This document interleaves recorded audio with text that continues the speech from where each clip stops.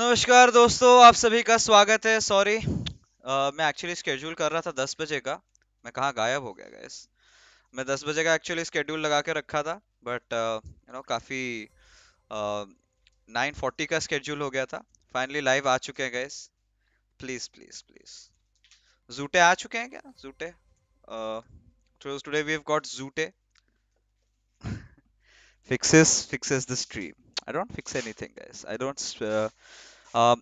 So जो देखेंगे final में देखेंगे, जो भी हो। आज भी ड्राई रन था, यस गाइस, अभी खत्म हुआ गाइस। नमस्कार, आप सभी का स्वागत है तहे दिल से। अब हमारे बना रहे हैं मसाला चाय। आज ये तुम ग्रीन टी पीते हो guys? I would highly recommend. इसका एक ऑर्गेनिक इंडिया का आता है, कैमोमिल टी। रात को मैं पीता हूँ बहुत ज्यादा। गॉडल कैसे खेली आज? ड्राई रन बहुत ही बढ़िया था। गॉडल का मजाक से हटके काफी अच्छी चीजें ट्राई कर रहे थे, तो उसी पे ही बात करेंगे। फाइनली आफ्टर लॉ, चल झूठा धुआं दिख रहा है, जस्ट सेइंग भाई, क्योंकि इधर से ना यार, चाय से भाई। ये देखो, बीजेएमआई, ये बहुत सुंदर कप है। नहीं, एक और चीज दिया था यार, सेंटेड कैंडल्स। तो आज हमारे साथ एक खास गेस्ट जुड़ने वाले हैं, बता दिया है, जूटे। प्लीज आपसे पहले से निवेदन है, हाथ जोड़ के ऐसे, प्लीज कुछ इधर उधर की बातें मत पूछना, गाली वाली मत देना चैट पे। बाहर के मेहमान आए हैं तो प्लीज कहीं भी शौच मत करना, ठीक है? क्वेश्चंस हम आपसे उनसे बातें करने वाले हैं आज, उनके राय लेंगे हम वेस्टर्न टीम्स के बारे में, बिकॉज वो एक कॉम्पिटिटिव प्लेयर रह चुके हैं, ठीक है? वो एक कास्टर हैं, एनालिस्ट भी हैं, अभी कोच बनने वाले हैं, तो काफी सारी चीजें कर रखी हैं इन्होंने पबजी मोबाइल की दुनिया में। तो आज उनसे बातें करेंगे, आज उनके बारे में भी थोड़ा जानेंगे, क्या करते हैं, कहाँ से हैं, ऑडियंस को बताएंगे। और आप उनके लिए भी अच्छे अच्छे क्वेश्चंस रखना प्लीज यार। निवेदन है, किसी को भी चैट पे हेट मत देना। अगर कोई भी दिखता है हेट देने के लिए या फिर कुछ भी गलत सलत बोलता है, प्लीज मॉडरेटर आपसे भी निवेदन है कि बैन देने से कतराना मत प्लीज, क्योंकि हम अपने में रहते हैं, हम हमको गाली देते हो सब चलता है, बट बाहर से किसी जो लोग आते हैं तो अतिथि देवो भव, ये चीज मेंटेन करके चलिए। सो प्रोसीजर क्या रहने वाला है, काफी सिंपल है, मैं आपको बता देता हूँ कैसा रहेगा। हम जूटे से पूछेंगे क्वेश्चन अंग्रेजी में, ठीक है? हम अपनी इंग्लिश स्किल्स दिखाएंगे और जूटे हमें जवाब देंगे इंग्लिश में। हम आपको उसके लिए उसका ट्रांसलेशन कर देंगे, ठीक है? हम उसका ट्रांसलेशन कर देंगे। जो लोग यहाँ जो अंग्रेजी समझ नहीं पाते हैं, थोड़ी सी वीक है, तो उनके लिए तो डोंट वरी, निश्चिंत रहें। तो सब कुछ बढ़िया। अभी ओशन के पास ही जा रहे हैं गाइस, ओशन के पास ही जा रहे हैं गाइस। ओशन किधर है गाइस? रुको रुको, सूटे से यार, चलो।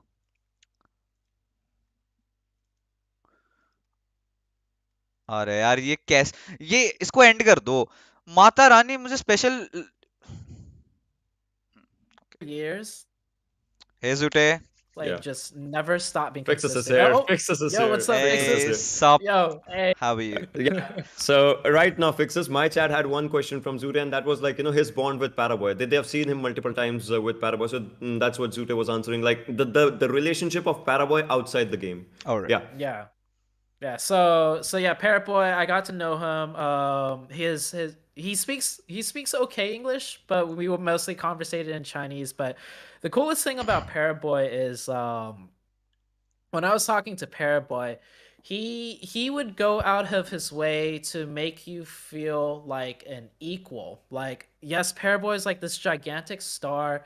He's like got a huge presence, but when I was talking to him, like when I started the conversation with him, right, Yeah. I would talk to him as if he was like a big star and everything, and he would somehow kind of steer the conversation with his responses, with his mannerisms into a way where it's like, hey, like we're equals right now. Like you don't have to talk to me in a way of like, oh, I'm such a amazing player. I'm so talented. It was like the way he would respond and the way he would talk and answer my questions. Like I'm just like you, man. Like you have your your grind that you do. I focus on my grind, and it's just like he creates a friendship where it's like very on the same level, and he's very humble Yeah. that way. And I think that's the thing that stood out the most to me from Paraboy outside of his gaming career.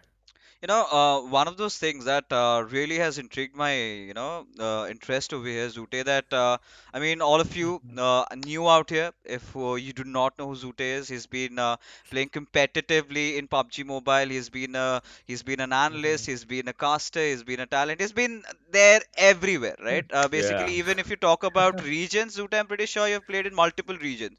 So I Yeah. think you've got a rather broader picture, Mhm. rather greater idea of what is happening right now in the GC. But yeah, I would Mhm. actually, a lot of people have been asking, rather they've been keen to know about the Chinese scene, right? How is Mhm. esports, there per se in PUBG Mobile? Because we know in games like Mm. Dota, in games like League, there's still an Mhm. established base. But regarding Yeah. PUBG Mobile, how are their players treated over there? So PUBG, so their version of the game is called Game for Peace, which is pretty much PUBG Mobile. Biggest difference though, since we're talking about competitive, right, Yeah, is there is a very big difference with the way the circles work.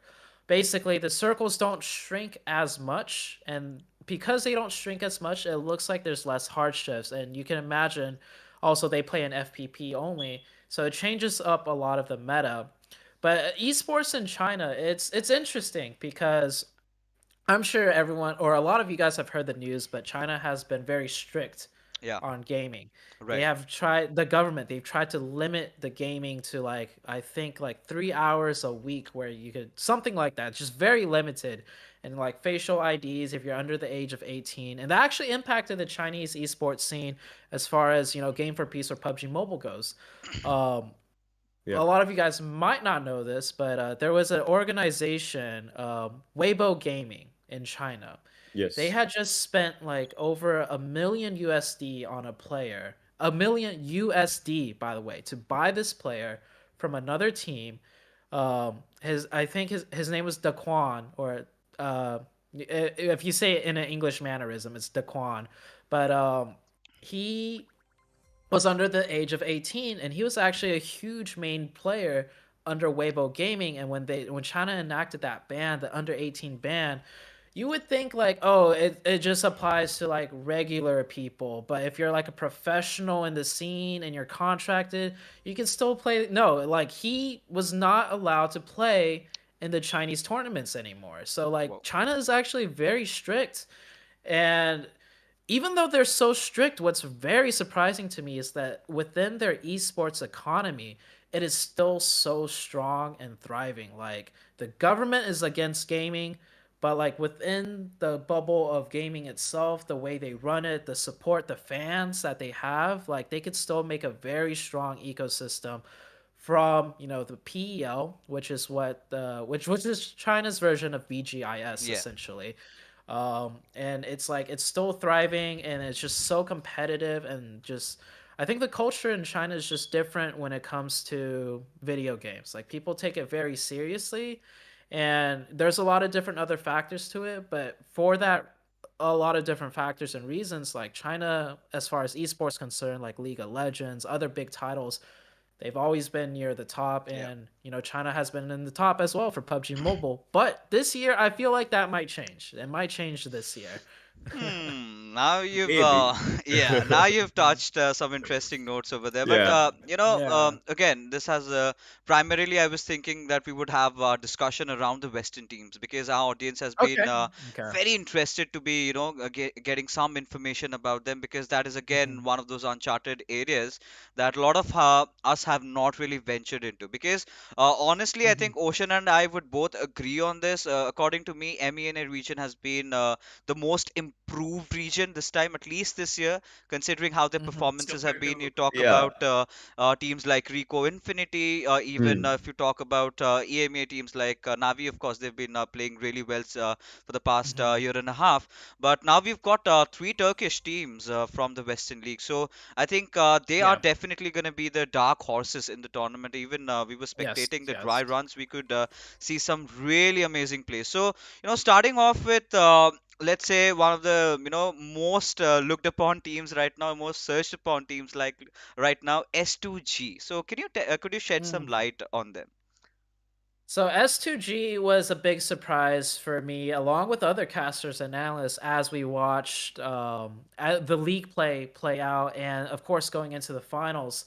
S2G is it's very hard to for me to like pin a style on them. They're a very mixed team in terms of the way they play, Yeah. and I think overall you'll notice that like the strongest teams all are able to do multiple strategies, multiple play styles. But S2G, they're kind of just like right in the middle of like aggressive and defensive. And then they're right in the middle of like, you know, playing on the edge or they're playing in the center. They just have a very broad mix of all of that. And so, like, they didn't stand out too much while we were watching them play and as we were casting, but then we Mhm. would see how consistent they were and how many points they would just end up with over like the course of like 6+ games, 12 games, and it's like, wow, this team is just like they're just always there and they're always just doing well, but they're Yeah. not doing something in specific. They're not always like every time camera's on them, oh, they're coming in from the edge. Or every time the camera's on them, oh, they're rotating towards the center with really good rotations. It's always like a really interesting mix of everything. So it's like we almost couldn't really notice too much about them. But I think that's what makes S2G like, a really good team. They're very versatile in all sorts of different strategies. And I'm looking at the points real quick. So in the league play, over the course of 3 weeks, they finished in fourth place. And then in the finals, over the course of 18 games, they finished in fifth place. Yeah. Now, that might not sound too impressive, but if you notice other teams in the top five from league and the top five from finals, it's very inconsistent. Yeah. There's not many top teams that have Yeah. been consistent from the league play into the finals. So when you see a team in fourth and then fifth, that's actually a sign that that is a very, very strong team and a team that you should definitely watch out for. I mean, fix this once again. I kind of have a discussion that I guess we can do around this, and the discussion is S2G has a player who is Silas. We saw him in Class Digital last year. You talked about consistency and Yeah. inconsistency. We remember the first day Class Digital was actually in the top three in PMGC, I guess, but then it was their own mistakes that Mhm. actually took them down. So, do you feel again? If you're talking about S2G, you talked about the consistency and inconsistency. Do you feel that might happen, and or if not, do you feel there might just be some other teams that might just hit that marker in the first day and might just falter down because of their own mistakes in the upcoming days? Because again, it's a 3 day affair. One day can Yes. actually take you at a really good spot, and the next day, if you make mistakes, it might as well just drag you down. hmm so 3 day final at this stage, at this level, like the grand finals, we've never really guys मैं ये सारा translation conversation काफी seamless चल रहा है। मैं इसका सारा ट्रांसलेशन आपको जूटे के जाने के बाद दे दूंगा। Okay. dynamic, so to say. Like yeah, I think even experienced teams that don't really mess up under pressure Mm-hmm. might mess up under pressure now because it's only three या days. Yes. And the other big thing is like last year's tournament, we had the finals team. It was like I think it was 24 teams or 20 teams and the top 16 moved on. I was still Yeah. competing in that at the Yeah. time, right? या Those teams got to play against each other for a very, very long extended period of time. But this time around, we're moving back to that format of East and then West. And now they only get 3 days, 18 games, and a lot of different, clashes are going to happen that they're just now going to find out. And yes, there are practice games, scrims, and या everything. But one thing I learned from scrims is it does not matter how well you do in the scrims. या And this is absolutely the true Yeah. story from my experience when I was on Team Execute for last year, playing at Dubai. We took the scrims very seriously. And I या remember at the end of like a couple games of scrims, they counted up the points and we were top three. We were Yeah. doing really well. And Blue Beast, the Japanese team coming या out of Japan that time, Yeah. they were also doing well, really well in the scrims too. We were both top three, if I remember correctly. And then, like the top teams that you really want to watch out for, Nova and like etc. In those scrims, they were like eighth, ninth. They were like, Yeah, just they they were didn't going really your like, way. Yeah.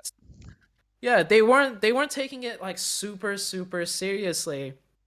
And then when we got into the finals, it's like, oh dang, we couldn't even make it into the top 16.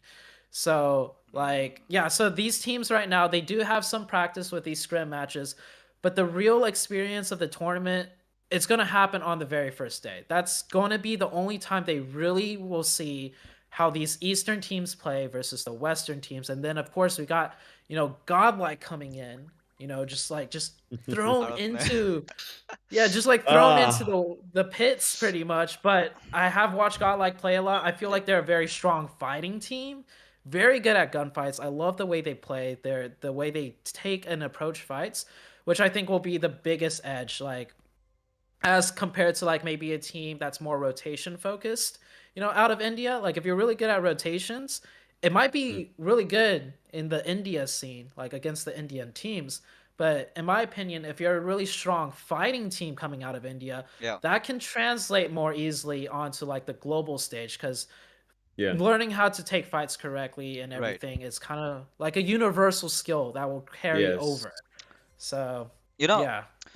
this is again one of the most asked questions that we've had from the audience, and I Mhm. think we've had to answer it multiple times, but we would also want to hear your opinion or your take on that, Okay. especially the Eastern meta and the Western meta, because from what I'm really Mhm. seeing right now in the dry runs, or even I was checking the Western data.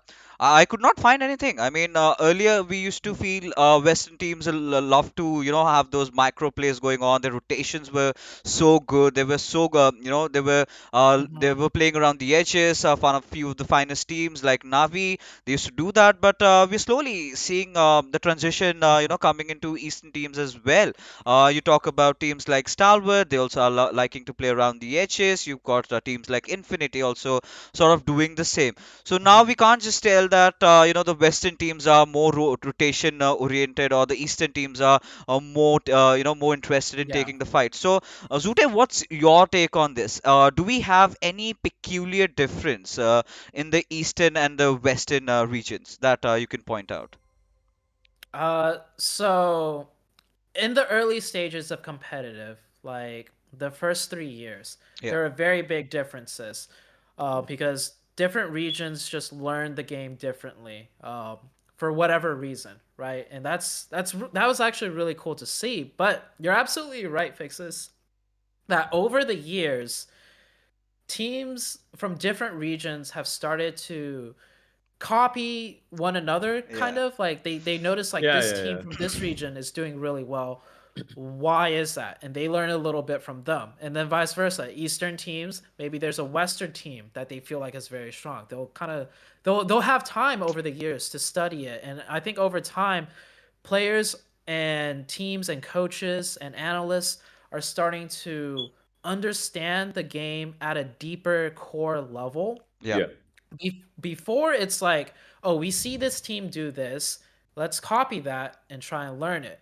Yeah. Now it's, we see this team do this, why do they do this, what's the impact of them doing Yeah. mm, this True. versus what True. they were doing before, and it gets way deeper, and over time teams really start, and coaches and everything really start understanding the game at a deeper core level. And once you get to that level, you start mixing everything together, and then you have these blended styles, and you see less and Yeah. less, big differences between east or west. There are still some, but the difference is like getting smaller and smaller as teams are learning to do like almost everything. yeah. And at the end of the day, it's like who has refined their skills the most.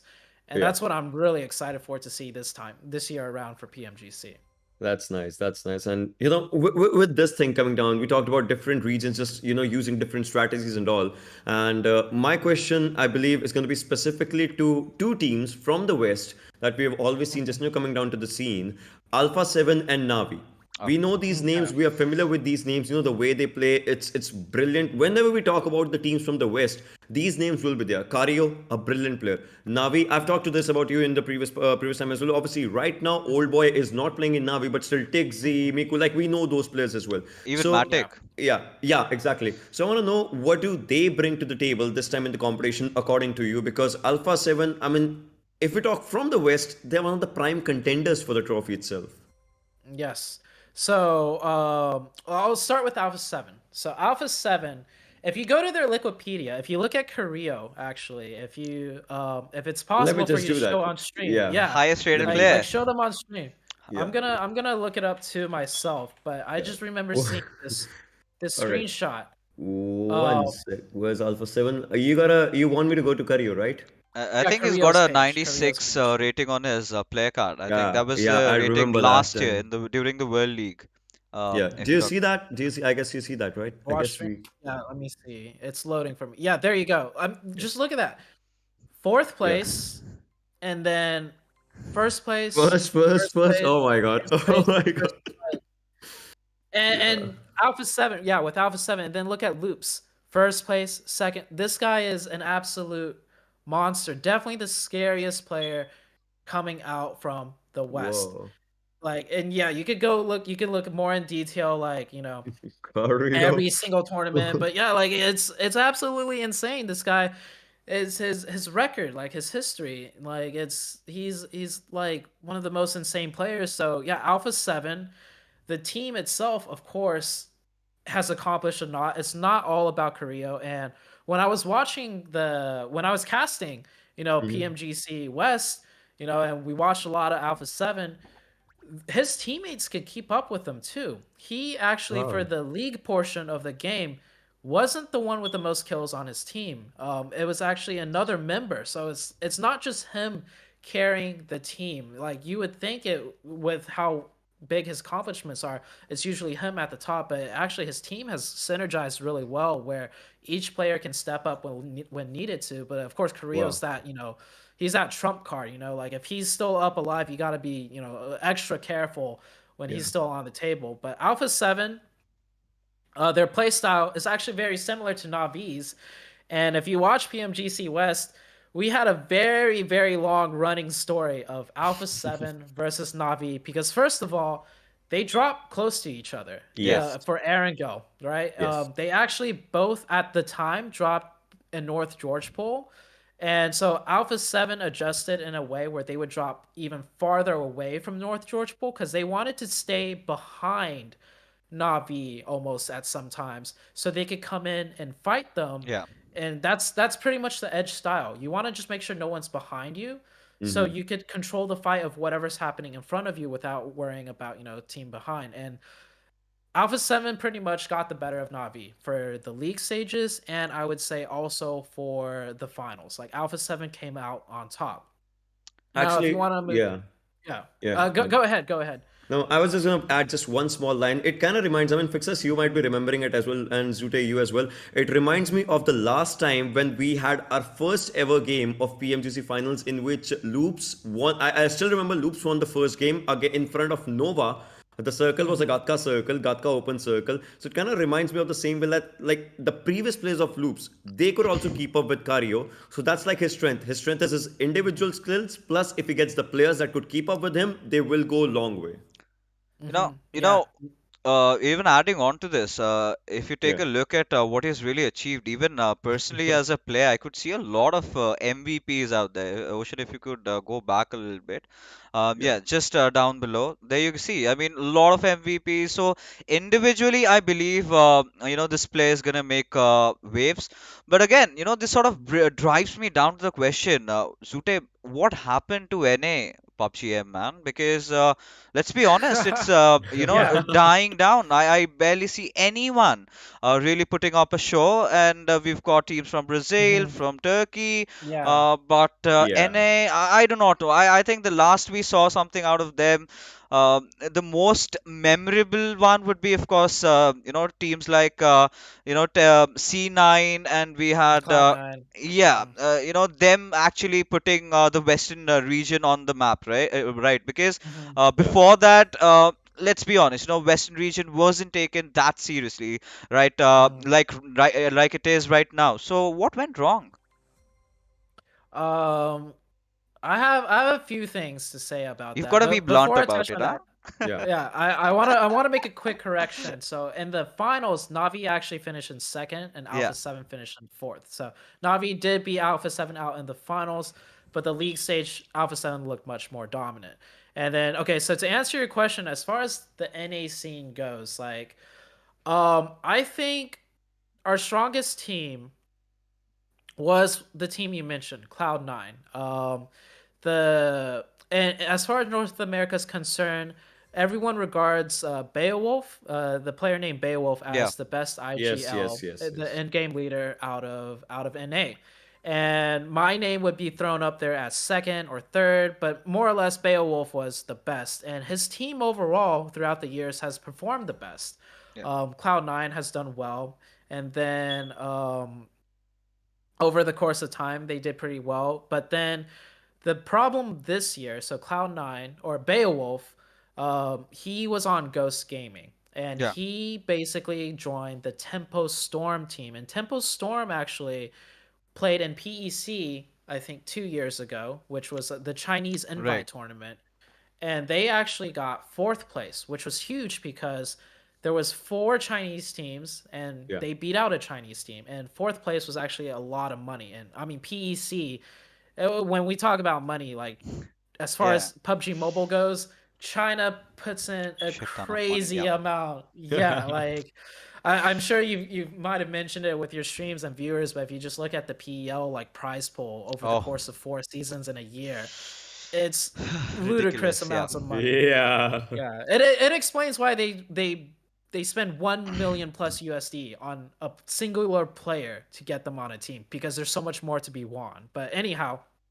um, he was on Ghost Gaming, and Ghost Gaming just was supposed to be the super team out of North America for this year, and they were doing really good the first half of the year, as far as like qualification points go and everything. But what happened was, I think Beowulf, and now this is my opinion, and I actually talked to some of his team members, and they kind of feel the same actually. But we feel like, or I feel like, Beowulf's strategy, his rotational strategy, which kind of set him apart from everyone else, was starting to become outdated, and almost in a way, the way North America approaches the game, the Yeah. meta, so to say, has started to become outdated. They haven't been able to adapt to the way other regions and other teams have started to get better.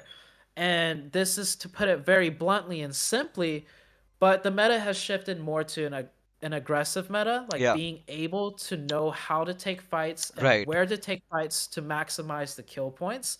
And the meta has also shifted to being able to play from the edge more often. Now, if you get a very favorable circle one based on your drop spot and based on the first circle and the first 2 or 3 shifts, yeah, play center because you can, right? But you also have to pick a strong position in the center that you have knowledge and ideas on how to deal with the hardship going into circle 4 and circle 5. Yeah. Yeah. But more or less, a lot of good teams nowadays know how to play from the edge and know how to work their way in from the edge. And I think the NA meta just never really caught up onto that. It has mostly been just rotate more center every zone and circle. And it shows with Ghost Gaming's drop spots. Yeah. Ghost Gaming drops Picado, right? Yeah. Or let's start with Erangel. Pachinki, very central based. On Miramar, they drop Picado, and another center of the map Hmm. base strategy. Right. Yeah. And then on Sandhawk, Ghost Gaming actually did want boot camp at one point when they were back in C9, but they just couldn't outfight the teams that wanted boot camp, so they did a secondary drop and they ended up going Paradise Resort, which still, I think, after analyzing a lot of games on Sandhawk, Paradise Resort is actually a good starting drop location still. But Yeah. the only reason they didn't get boot camp was because they couldn't outfight the teams, which kind of draws into what I was saying earlier. Ghost Gaming was not a strong team at just taking straight up fights. They were always very rotation based, and NA kind of followed under the footsteps of the leading premier team, which was Ghost Gaming.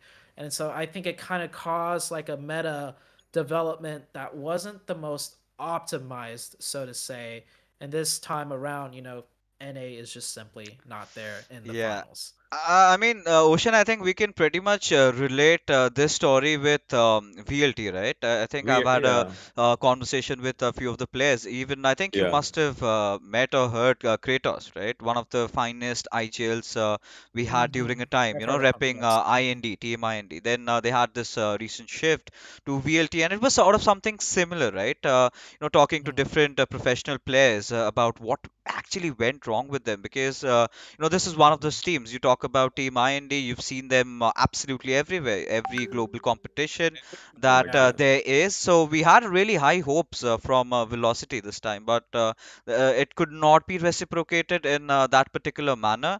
So again, Mhm, talking to the players, they also, said the same. The thought process right now, and exactly quite, rhyming with what you just said, that what mhm, is demanded of an IGL these days is you've got to be very efficient in taking fights, and that is mhm, where we are looking at this transition where previously you could IGLs not really winning fights, not really taking those 1v1 duels. mhm. It was still forgivable, right? But now you have Yeah. to somehow hold your ground, and that's the harsh reality. Mhm, Now I completely agree with you, even on the fact that now the meta has sort of become really aggressive. What we've seen mhm, teams in even in the GC while casting the Eastern Division was they were not shying away from taking fights. Now, this sort of has brought in an interesting idea in my mind. Like I was actually spectating a lot of Godlike's games. What we really felt, mhm, Maisie and I, we were sitting together in the morning, and we really felt that they move in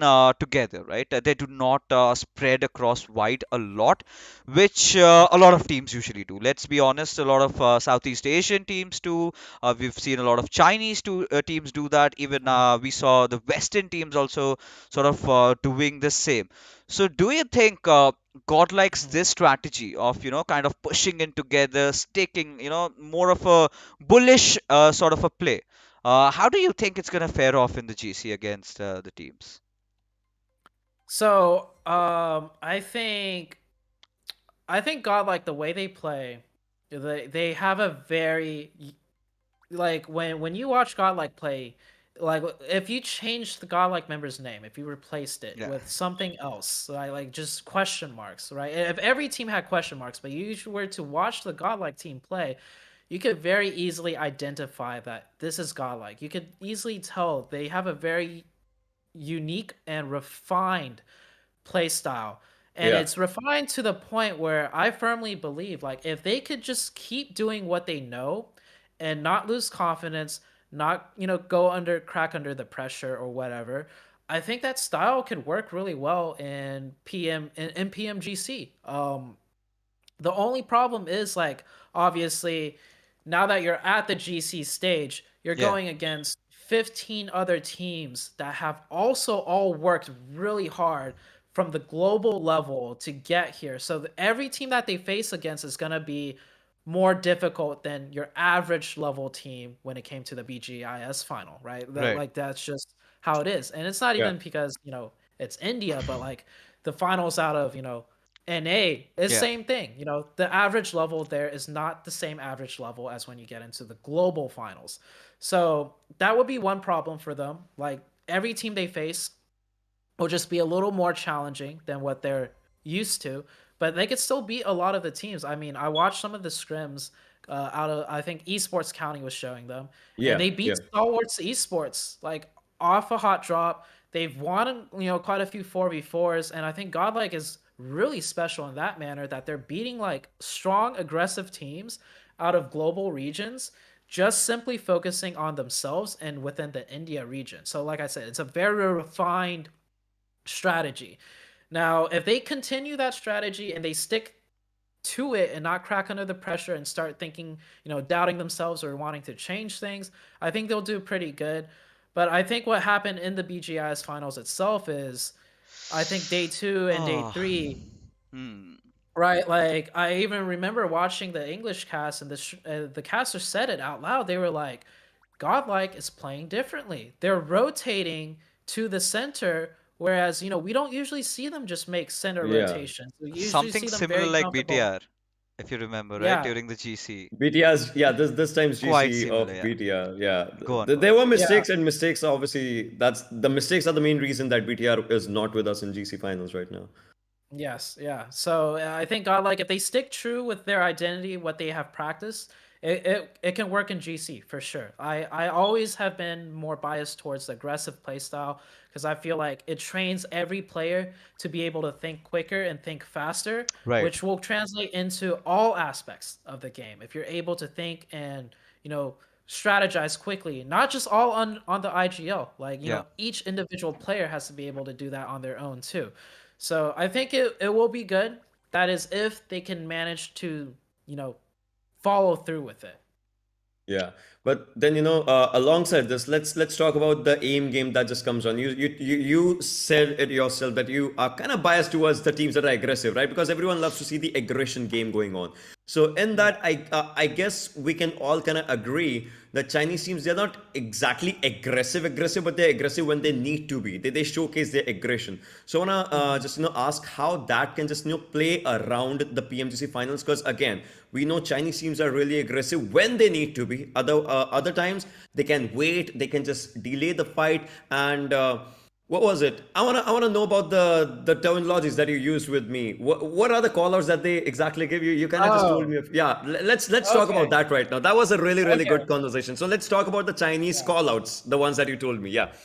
All Okay. right. So yeah, Ocean and I, we were talking earlier. We were talking about aggression, right? Everybody's focused on how to be not more aggressive, but how to make our aggression better, because it's very important now, as we see the meta shift. Now, the biggest difference between the Chinese approach towards aggression versus the rest of the world is very apparent in the language they use. So, for example, in English comms, we use a lot of cover, like cover me, and then push. Like I will like push with me, or I'm gonna push here, cover me. That's just typically the language of when a fight happens. That's how we communicate and do a fight and try and win a 4v4. Now, the Chinese comms, they use two terms a lot. They use the term la, which means pull. Like pull this enemy this way or pull this enemy that way. And then they also use the Chinese comm ya, which means to press or pressure. So when the Chinese take a fight, and like if you've watched Chinese teams fight, they look very aggressive too, just like all the other regions. It's like fast, it's quick, but if you really study how they do their fights, it makes a lot of sense when they do their fights. They pull the enemy defense first in certain ways. They don't fully engage in a gunfight. They don't fully engage in a I will try and out aim this opponent. But it's more like I will position myself this way to kind of pull the enemy defense, like this one player more towards this way, and then another teammate will pull the enemy this way, and they'll like pull the players around to open up some sort of weakness. So it starts off with a lot of pulling players around, and then at some point, once they identify a weakness or somewhere, they start using comms like yeah. So they'll maybe isolate a player or see a weakness with when they pull them around. Then they're all of a sudden like yadata, which means pressure him, and then they'll focus more on that side of the defense right there and pressure him in, and it forces that enemy player to make a mistake. Like they'll feel pressure, they feel a need to readjust, but because they've pulled them in a certain way where he can't fall back too safely, and then an angle is found, and then maybe a grenade comes in, or simply the Chinese player just has an easy knock with a gun, and then after that initial knock, the same process repeats, but now you're dealing with a 4v3, and you can imagine the Yeah. pulling players around and pressuring. It's much quicker, and then it just looks like they just run through a team. Yeah. Yeah. You know, But yeah, what? Yeah, huh. So one of the things that I really noticed, Zute, is the transition from the Chinese players playing in the first person perspective to the third person perspective. I think they've had to take quite some time, and I think they had to take a yes, beating. This sort of drives me down to Tongjiabao. right? One of those teams, one of the strongest teams Mm, from mhm. the region, right? And they just could not make it, man, not even to the Yeah. Eastern finals. And mostly while I Mhm. was even casting this entire event, one of those really unique things that I saw. So the movements, the body language of the players, I do not know if they were taking the game seriously at all, because I really had some issues with the format, right? Primarily Mm. being, there was no sort of active rewards being given to the players, even winning their Right. super weekend Right. game. So I don't think teams were taking it that seriously, but sort of being complacent got them out of the league altogether, which Mhm. I do not know why drive Yeah. TPP mode inside So their PEL as well. so So TJB actually. So I watched a lot of PEL last year. yeah. Yeah. I followed it very closely. So TJB, maybe some of my viewers here knows what I'm about to say. 'Cause I complained a lot about it, but TJB is not a top 5 team out of China. All I would right. put them maybe top 10. Tell They me, got tell in. me, tell me the chosen should have been in GC. Tell me the chosen should have been in GC. Yes, I Oh, said there you go. this. Yes, yes, the There chosen should you have been in go. GC. Yes, The Chosen, yes. yes. So quick, I'll try and keep this very short. This is a very passionate topic for me because I was so heavily involved in PEL. But I'll keep it short because I know a lot of people didn't follow it too closely. But TJB was invited because season two. So China had 4 seasons. Season two was like middle of the year, and they just did really good that season, and they won the finals. Okay, and there was supposed to be a LAN event. China's Yeah. supposed to have like a middle of the year LAN event where they invite the top teams out of every region to go play and compete against China. But at the middle of the year last year, COVID got really bad, so they had to cancel the LAN event. And to compensate, TJB's missed opportunity of that LAN event, the PEL organizers decided to give TJB the invite to the GC League. So that's how they got to the GC League. Now, in season 3 and season 4, TJB, you could tell very easily like this team was not the team that did so well in season 2. They were struggling a lot. Just like not just like I said, not even a top 5 team, TJB. And so that is why I say like and I tell my viewers like they did not deserve to be at the GC stage or the league, and it should have been TC instead, the chosen. That is definitely a huge personal bias. And then I uh, and I also want to mention it's not TJB's fault. They Yeah. didn't ask for the invite. They tried their best at the GC. They tried their best all year round. They just happened to be given that invite. So no hate towards TJB, the organization, or the players. I just want to clarify that because I did come off as a little bit toxic because I got too passionate that TC wasn't the team that made it. Yeah. Really quick about TC, the interesting thing about them, the main TC roster did not get formed until season 3 and season 4.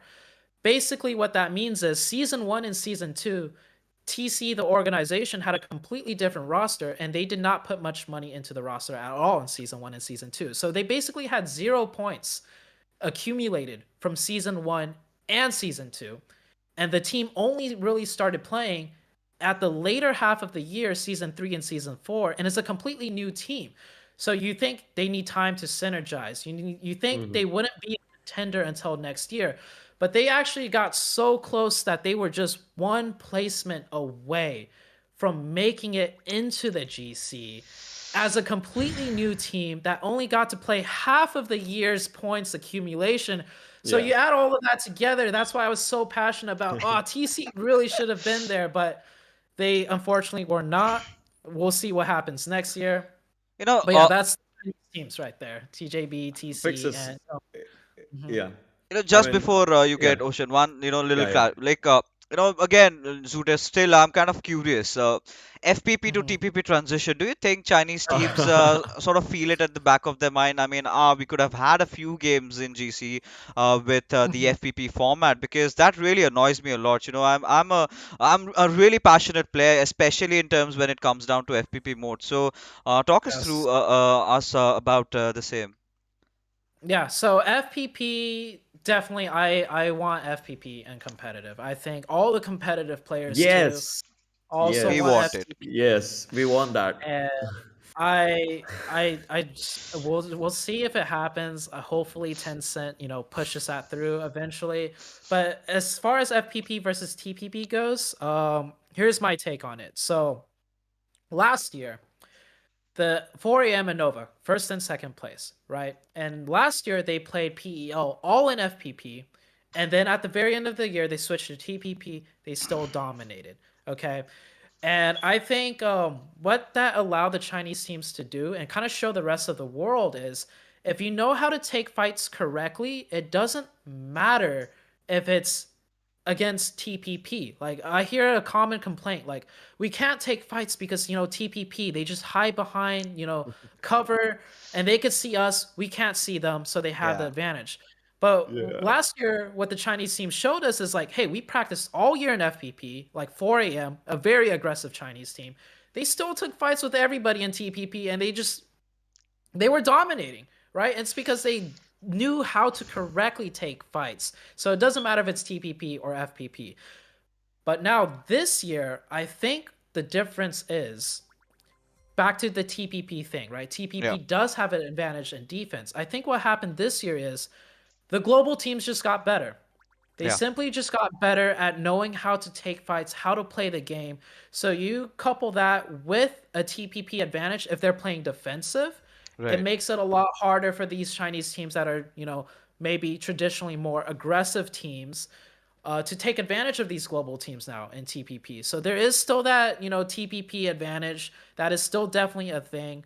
But now it's more apparent because these global teams have had another year to get better at the game.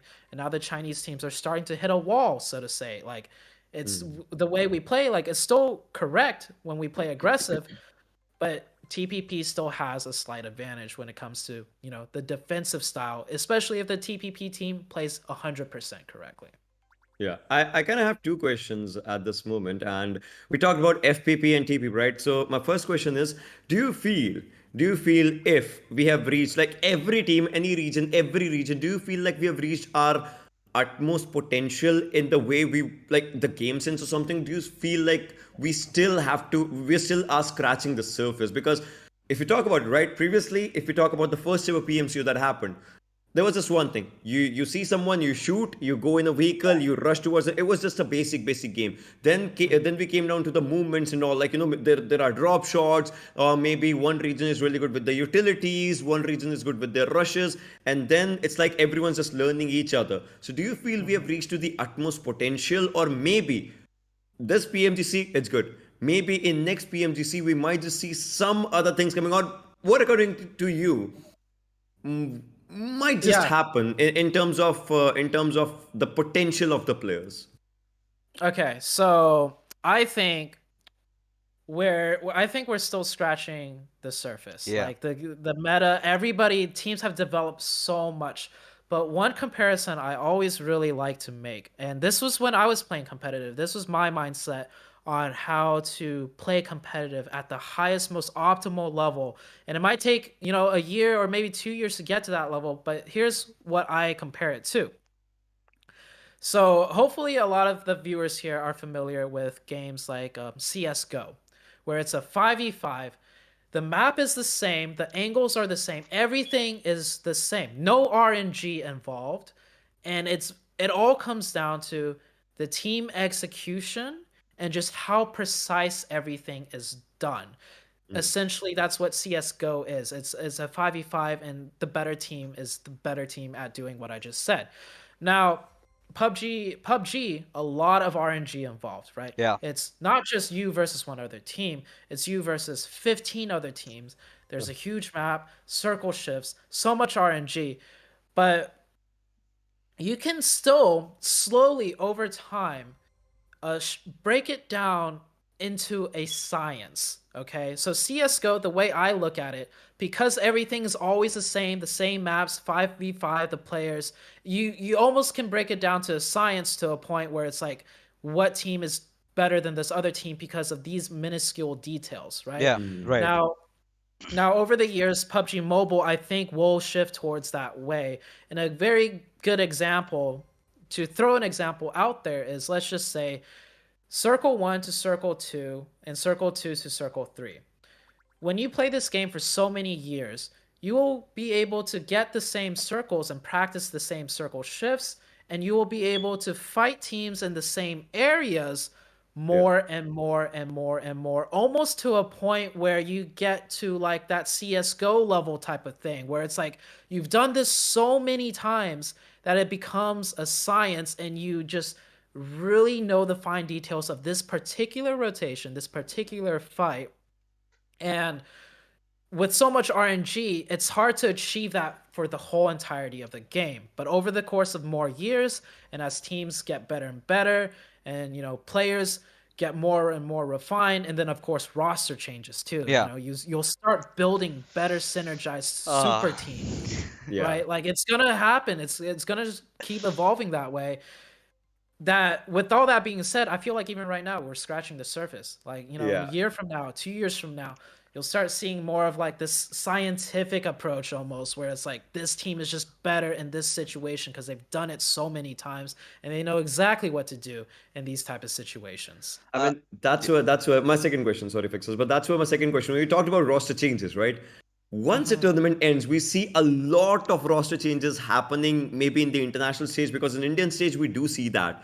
And Mhm. so, what I want to ask you, because I believe, I don't know, I believe had the same old RRQ, had they stuck together, I believe it would have been first things first, nostalgia. Second thing, they know each other, synergy so well, they would have just went on dominating the scene. Had the old BTR, trust me, this is my personal thing, had the old BTR Okay. stuck together, maybe with Microboy, I believe Right. BTR would have been the same. I don't know, that's just my thing. So, what do you feel about roster changes that happen maybe after one major tournament or maybe just, one season? Another, because this I would say in Indian region, this kind of happens frequently everywhere. that roster changes Very happen. frequently. Yeah, Yeah. Yeah. so I want to know about that. I want to know about that. So my opinion is this. So I wish I knew more about esports. I wish I was more heavily involved in esports because like League of Legends, there have been game titles that have been out competitively at a high level for a lot of years. I have heard certain teams have great success sticking to the same roster for like 4+ years. Yeah. But it's very rare. I don't think that's very common in the Yeah. world of esports. It's still like a very rare occurrence. So I think the norm or the way for teams to get better, and now this is my opinion, is going to be against your opinion, is Mm-hmm. roster changes. Um, and I have a few things to back that up. The very apparent common one to me, especially as a competitive player myself, is people who are good at the game in the first year will not be at the top in the second year. It's very Absolutely. rare Yeah, because that's true. That's true. Yeah, yeah. yeah, because you get more people interested in the game, and then some people are just naturally better than other people, just simply put. Like not everyone could be a basketball star, right? Right. Like if basketball was just Yeah. invented in your backyard, right, and you're playing it, of course you're going to be one of the best. But once basketball grows to a global scene and everybody knows about it and everyone's interested and everyone tries it, there's going to be so many other people that are just better than you. Right. And I think because of that, roster changes are a must for teams to evolve and, get better. And so like I think it can be unhealthy with the way some teams might approach roster changes where they're just constantly changing people in and out, but I think overall for a team to get very strong, roster changes are necessary, and it is good, I think, for the esports like ecosystem. Yeah, I mean, rightfully said. Like, I think the theory of evolution, it was it Charles Darwin. So, I Charles mean, you've got to Darwin. Yeah. start, be the strongest to survive. And, this is one of those, again, we're kind of going into a little bit of a controversial territory over here because I really feel, you've been as a player, you've been, doing multiple jobs in terms of esports, right? Now, in India, Mhm. we are really passionate about a lot of things, cricket, and yeah, in between comes Yeah. BGMI. Now, one of the most common and prevalent questions that we have around here is, bro, I want to get into competitive. Now, Okay. understanding this, now these are Mhm. a lot of these questions come in from kids, right, who are under 18, who are still going on with their education. Now, Mhm. now, this is one of those things that they've all seen, right? The glamour, the money, the fame, everything that follows up, right? And of course, Mhm. I'm getting old, but had I been 18 years of age and I would have been gaining a lot of followers, a lot of money, Mhm. I would have been, sort of advocating the same, right? Now, this is one of those Mhm. lifestyles. Few of the thousand out of a million players can afford, right? Few of the Yeah. competitive players can sort of live that life. Now, again, this sort of drives me to the conversation we had regarding Counter Strike. Counter Strike, again, like a game which you can really control the situation. Same goes when we are playing games like CODM, right? 5v5, there's a certain map, there are Yes. certain angles, you hold them, you can control the situation. But like you really beautifully mentioned, in PUBG Mobile, we certainly cannot do that. And Mhm. one part of it is luck, right? In certain maps like Yeah. Sandhawk, you might have a bad day, maybe some other team sort of blocks your rotation, or a lot of RNG factors Yeah. A Yeah, lot gets of. yeah, yeah, involved. yeah. Now, this is one of the major issues. Now a player like a kid, he's just grooming. He's a really good kid and has a really potential future, but that sort of is at the same time concerning to their parents, right? What are you gonna get out of gaming? Can you even make the cut? I have seen multiple people trying and failing. We've heard Mhm. stories about the one succeeding. So, some words of wisdom, some words of advice for all Yeah. those, little kids out there who, are aspiring to become an esports Mhm. player. Is it a lucrative career right now, at least in regions like India or maybe throughout the world? So it's hard. But I have a different kind of answer to that question, which is and this I think this applies to all aspects of life. No matter what it is that you love doing, your passion, right? In this case, it's gaming. You want to Yeah, go Yeah. competitive, you want to go pro. No matter what it is you're pursuing in life, your passion will be about 10% of the the work, or 10% of the dream that you have. The other 90% will be things that you don't want to do that still correlates to your passion. And it is a very good life skill to start learning now and start doing the 90% you don't want to do. yeah, So, for example, for me, like when I was a competitive player, I loved playing in the scrims. I love studying teams. I love looking at the rotations and everything. And because I'm a very analytical person, I also knew what my weaknesses were a lot, right? Mhm. And I knew if I really, really, really wanted to be the best competitive player ever, or, work towards that, Yeah. I should spend every day 2 to 3 hours in the training room yeah, doing drills, doing 1v1s. And right. not just that, after I do all of that, the next week I should look up different drills. I should research different drills. I should talk Uh-huh. to a lot of different players, ask them what they do, ask them to do 1v1s, because my weak part was my mechanical skills, right? But I was always very Okay. gifted at the strategy side. And then not just that, but there's a lot of grueling stuff that I knew I should do to get better as a player, but did I really put in every day 2 to 3 hours of doing that? Or did I instead put 2 to 3 hours in at studying VODs, thinking about rotations, going over strategy with a team? I did that instead because I was comfortable doing that. That Yeah, was my strength. And don't get me wrong, it helped a lot. It got me and my team to the globals, you know, multiple times. I made multiple global appearances.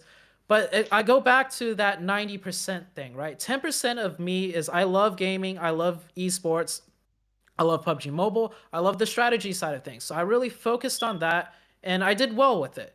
But there's 90% of whatever it is you want to pursue in life. Gaming, maybe starting a business, whatever passion you have. It starts with that 10% because you have that interest and you know your strengths in that 10%. But there's 90% of things that you know you should do that's going to put you out of your comfort zone that you're not going to enjoy doing that you need to do to make your initial passion, that 10%, become a real thing. So even now, Mm. me as like a caster, a content creator, there's a lot of things I enjoy doing, like streaming and everything. I find that very easy because that's what I started out doing. But making videos for me, which is part of content making, is very challenging. Like I have to Oh, plan me too. things. There's so many different ways to make a video. You too? Yeah. So exactly. It's like whether you be a content creator or you're aspiring competitive gamer, there's always things that you need to get out of your comfort zone to go out and do to make your dream come true. So that's my best advice for that. Like chase your dreams, but realize you need to do all the things you don't want to do in order to achieve those dreams. One of the other things, I think this is again one of those issues that isn't really quite discussed upon, right? Mhm. Hate. Now, when you grow, you've got a lot of fan following, a lot of people looking up to you. But at the same Mhm. time, this is something that comes along with it, right? Yeah. You've got Yeah. someone just sliding inside your DM, and you've got a bad day, and then everyone just goes ham. Absolutely, Mhm. you were absolutely shy. And it follows up with a lot of more modification on those abuses, and it gets really crafty here in India. So again, Mhm. that sort of pushes a competitive player, being a competitive player myself, and you've been there at the global stage, the highest stage of it Yeah. all. That sort of g- brings in an insecurity, right? Am I good Mhm. enough? And this has also been quite prevalent, right? One bad tournament Yeah. and you're out of the team, right? Yeah. It has Yeah. been Yeah. so this has been so challenging for all the players, right? Because Mhm. Zute, likewise, you know how the pressure is in the international Yeah. stages, not even in international stages, making it to the finals, right, out of 45, 50,000 teams. It's not an Mhm. easy task, but yet, players take the hammer. Right, one bad Mhm. tournament, and then you're just done, and they sort of seep in somewhere down. Their careers are, pretty much done. So Yeah. how do you think a player should, deal with stuffs like this? So the pressure and especially, hate from, people that don't think you're deserving or you're good enough, it is very tough. Um I definitely experienced a lot of it because I got to the global stage so many times, but I will be very honest, my team and I failed pretty miserably every time that I did manage to get to that global stage. So I had that spotlight on me, and of course I did receive hate. Um, I will say if I was a player from India, the amount of hate I would receive would be tremendously more, just simply because India, Very as far as the passionate, hate yeah. goes, it's Mm. passion. Like I understand that when you're very passionate about something, you either really love it or you really hate it. And I think it's a double-edged sword, but passion at its core in my opinion is a very good thing. It's a very human thing to experience. So seeing Yeah. that passion out in India actually really attracts me, and I know sometimes it could be bad, sometimes it could be really good, but passion at the end of the day in my opinion is good. Now to deal with that hate, for me, I always kind of, in a way, I kind of hate myself already to begin with. Like I'm Us. very I'm Us. very I'm Us. already very critical. I'm already very critical of myself, and I think all Yeah. Oh, competitive players are at the core. They already don't like when they don't perform well. And even if they do perform well, they always kind of pick on the things that they didn't do too well as they should expect. Yeah. And so with that being said, when you hear these other haters, saying their things, yeah. it's not to so much make you feel like, "Oh, all of a sudden I'm not worthy," but more like your insecurities that you had, whatever there be your skills or whatever, it's just kind of a voice to be like, you're right about, those insecurities. And so because you could confirm you already confirm those insecurities with yourself. All it means is like it just means you got to work harder to counter that. And the voices that come in your way, yeah, it'll make you feel bad. It'll Yeah. make you feel worse. But in a sense, they're not changing anything. It's not like out of nowhere because this person said something, whatever they said all of a sudden is true and you're destroyed as a person and you're no longer the same person. If you're a self-critical person, which I think is a good thing to have, and competitive players, I will say this now, if you're not self-critical as a competitive player, you will probably not make it in the competitive scene. I think every Mm. competitive player I have ever met is at their core already self-critical. That's why they enjoy competitive, because they want to keep getting better themselves, and you won't get better on your own unless if you're your own worst enemy, right? So when all that hate comes in, it doesn't change anything. Right. Everything they're saying, it doesn't change anything at all because you know yourself what you need to work on. And so with that mindset, I think that's probably the best way to deal with the hate. There's also the other way, which is like you just talk back to them, say like, you guys aren't the ones competing. I'm better than you. That's another way to deal with it. But I think internally, the most peaceful way to deal with it, that's like, long Yeah. term, that doesn't involve you wasting your energy on the haters, is just hear the voices, realize nothing's changed, and just Yeah. keep focusing on yourself. Yeah, and Zute, with this one, right? I want to ask you because me and Fixes, I'm pretty sure we get quite a lot of messages like these as well. I want to ask your opinion on this one. That maybe it's for the device, maybe it's to join a team. A young aspirant just coming down to us, asking us for a device or maybe to join a team or something like that, just coming down Okay. onto us. That's one of the things. And I want to know from you, what is your ideal boot camp when we talk about it? Because for some boot camps, it's Uh, just a house with good internet and the players are given device. For other boot camps, I mean, if we talk about other sports as well, like LOL or Dota or something, they have the mental coaches as well, different kinds of yes. coaches as well, all those things. So I want to ask you, what is your ideal boot camp? And I want some words from your side to people who actually have the potential, but maybe don't have the device or don't have the right conditions for themselves to just showcase their skills. Okay.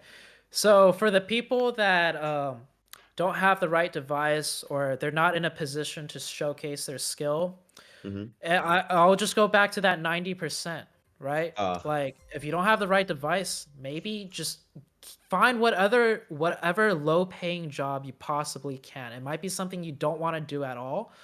Grind that on the side. Work, 5 hours, 6 hours, and maybe you're too young to get a job.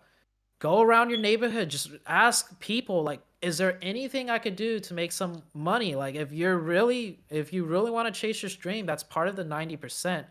And then even after you get the right device, like put yourself out there, like beg people to have a look at maybe your montage, like just please look at this, like it's 4 minutes long, I'm a good player.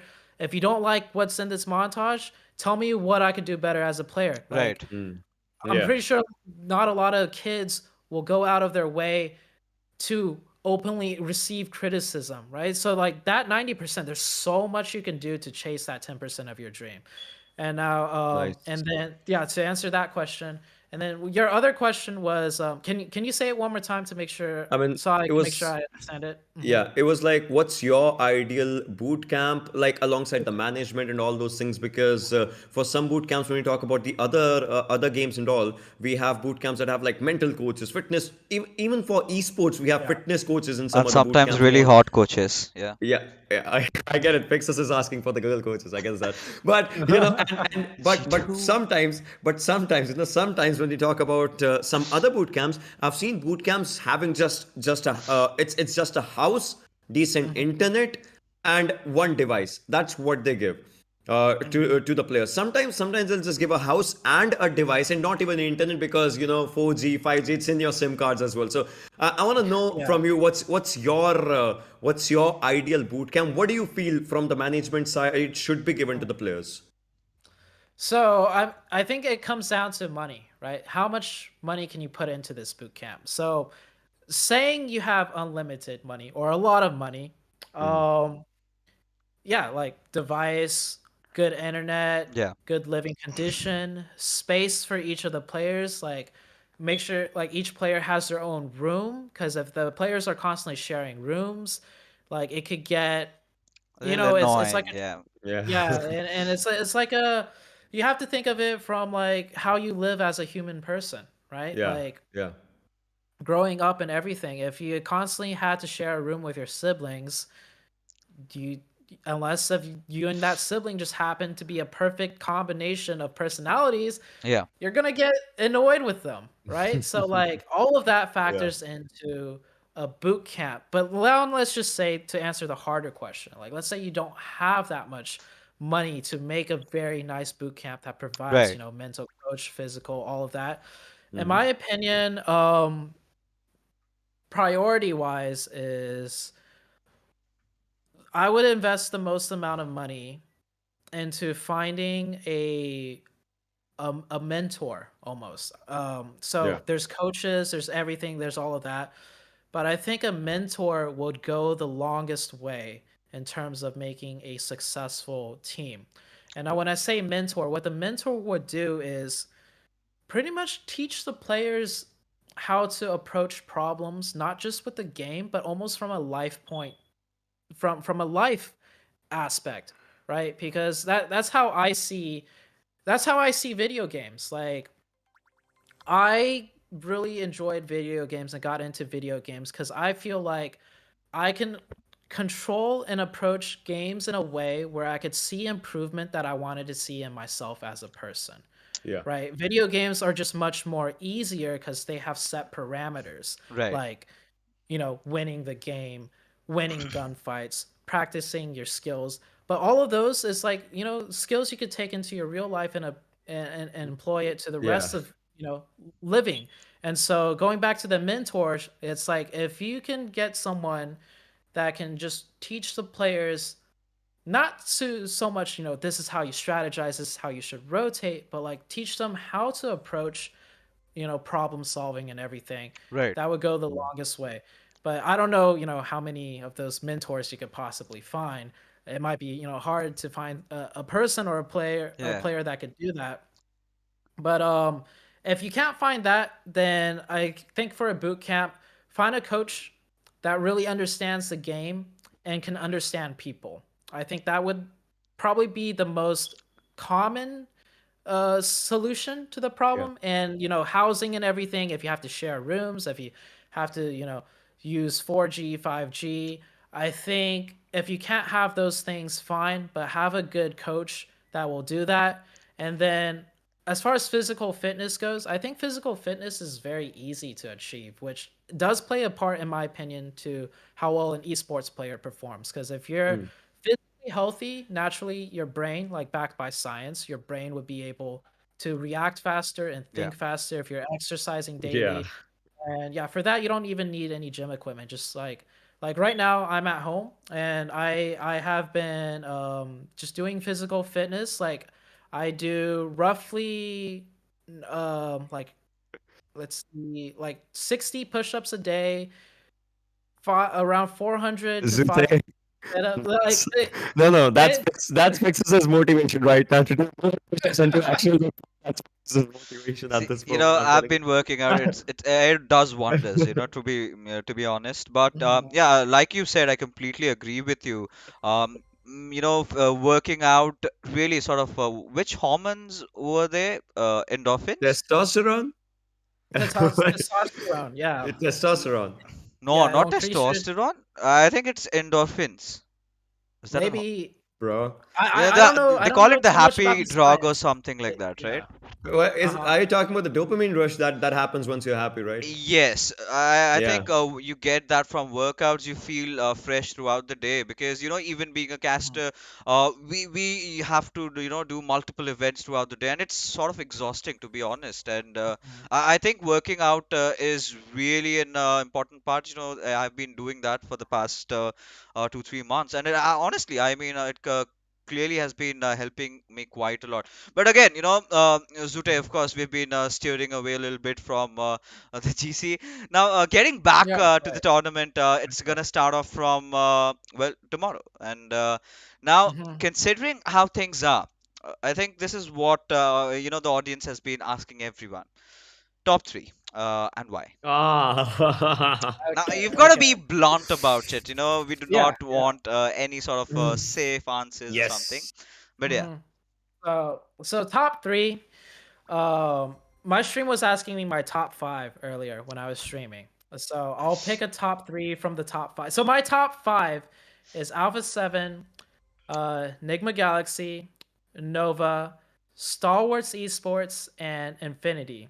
So I only picked one Western team because I feel like overall the Eastern region just is more advanced as an entire region, meaning there's more competition, and yeah. so the better teams in the Eastern regions, in a way, are better than the best teams in the Western regions. But Alpha 7 is a team that, I mean, we Mhm. already talked about them. I think they have a chance at being top five. So out of those five, if I had to narrow it back down to three, and I mentioned Nova, of course, just because I think Nova has always somehow just at the very final stages did what is needed to get that top spot. This tournament around, they did not perform very well. Right. If I look purely at their stats from league and finals, and I didn't know they were a Nova, I would not have picked Nova. But Nova, through the years, have always somehow proved themselves to pull it out through the end. So I picked Nova for my top five. So out of those five to pick down to three, I would have to go with um Alpha 7. That's a little bit more of a bias pick. I want the Western region to be I Against represented. can, Navi yeah, no, I Yes, mean, or over not. Navi. yeah, no, Over Alpha if 7 over I, not. yeah, if I have to pick Alpha 7 or Navi, like out of those teams, I'll also pick Alpha 7 prior to Navi because, again, Cario and the team that feeds him overall around the fights, right? That's really, really good. I believe so. Yeah. Plus, they have like different styles of rotations. Like I've seen in a few games, I guess Zute, you might be remembering, they dropped down at Northern Georgia Pool. From there, the team is moving the entirety of the north side to go to the back sides of Yasna in their rotations. That's like a really Yes. risky rotation, but a really rewarding rotation because your opponents, the ones that might just be at Yasna or that might just be at Lipovka or something, they might not expect you, a team at Georgopol, to come from the entirety of Yasna to maybe hunt you down or take you down. That's a really big brain move that they do sometimes. Mhm. Yeah. So yeah, I would pick Alpha 7 over Navi. Like they're both really good teams, but if you had to pick one, it's very apparent, after watching the league stage and everything, that Alpha 7 right now is just a better team than Navi. And in fact, a lot of the casters and analysts were quite disappointed in how underperforming Navi was Yeah. during the league Hmm. stage. Hmm. Yeah, so Alpha 7 over Navi. And you asked me about S2G. I feel like they could very well make top three as well, but I didn't pick them for my top five simply due to the reason that I feel like Eastern teams just have more to provide. So I limited myself to just one team out of the Western side, and it would be Alpha 7. So for the top three, Alpha 7, and then Nova, just because Then if they're Nova. not first place, they're gonna try so hard and somehow at least get into the top three. I feel Yeah. like, right? That's just a very Nova type thing to do. And then if I had to pick one more team, between Nigma Galaxy, Star Wars Esports, or Infinity. And by the way, I picked these top five based on the consistency where you Right. correlate league stage Hmm. to also the finals. I know for the finals, like Damwon Gaming got first place, Next Ruya got first place for the West. But then when you look at their league stage performance, Next Ruya was ninth place in the league stage, and Damwon Gaming finished like 12th place in the league stage. So I just don't consider those teams for my, top five to just make it easier using those parameters. And so Alpha 7, Nova, and then this is more of a bias pick, but I will go with Star Wars Esports just Oh, me because too. it's a The team that I aggression. follow. Yeah, the aggression, I follow them more closely.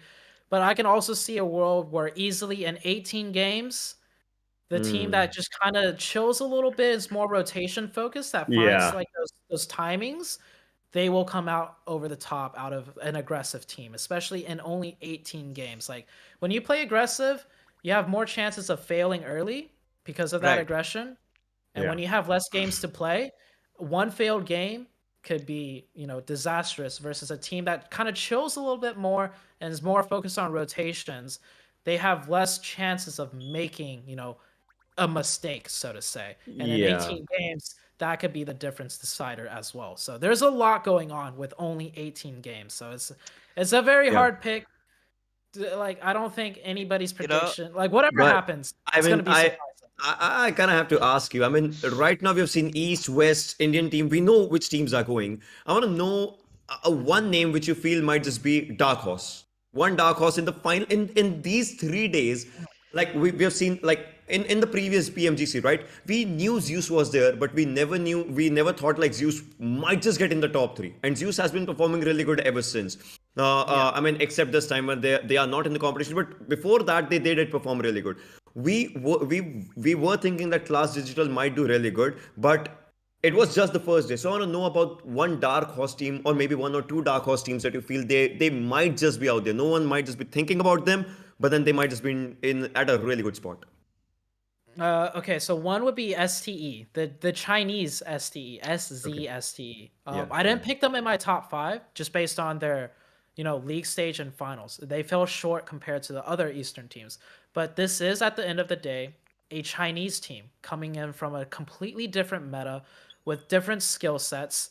And I think you give them this period of time, this break, like Mm-hmm. they have dedicated coaches, dedicated cooks, like all of the teams in the PEL live in a gaming house together with all of these services provided. Yeah. So in this period, this break time, who knows what kind of STE is going to show up this time around in the grand finals. And they also play at lands all year long, right? They have huge money prizes that they're constantly under the pressure to perform. So this pressure of PMGC, they're more used to it than these other teams. These other teams simply don't get to experience an all year long, yeah. like PEL type style. So SDE is one dark horse. They could just surprise us huge. And then the other one, I would have to go with Godlike.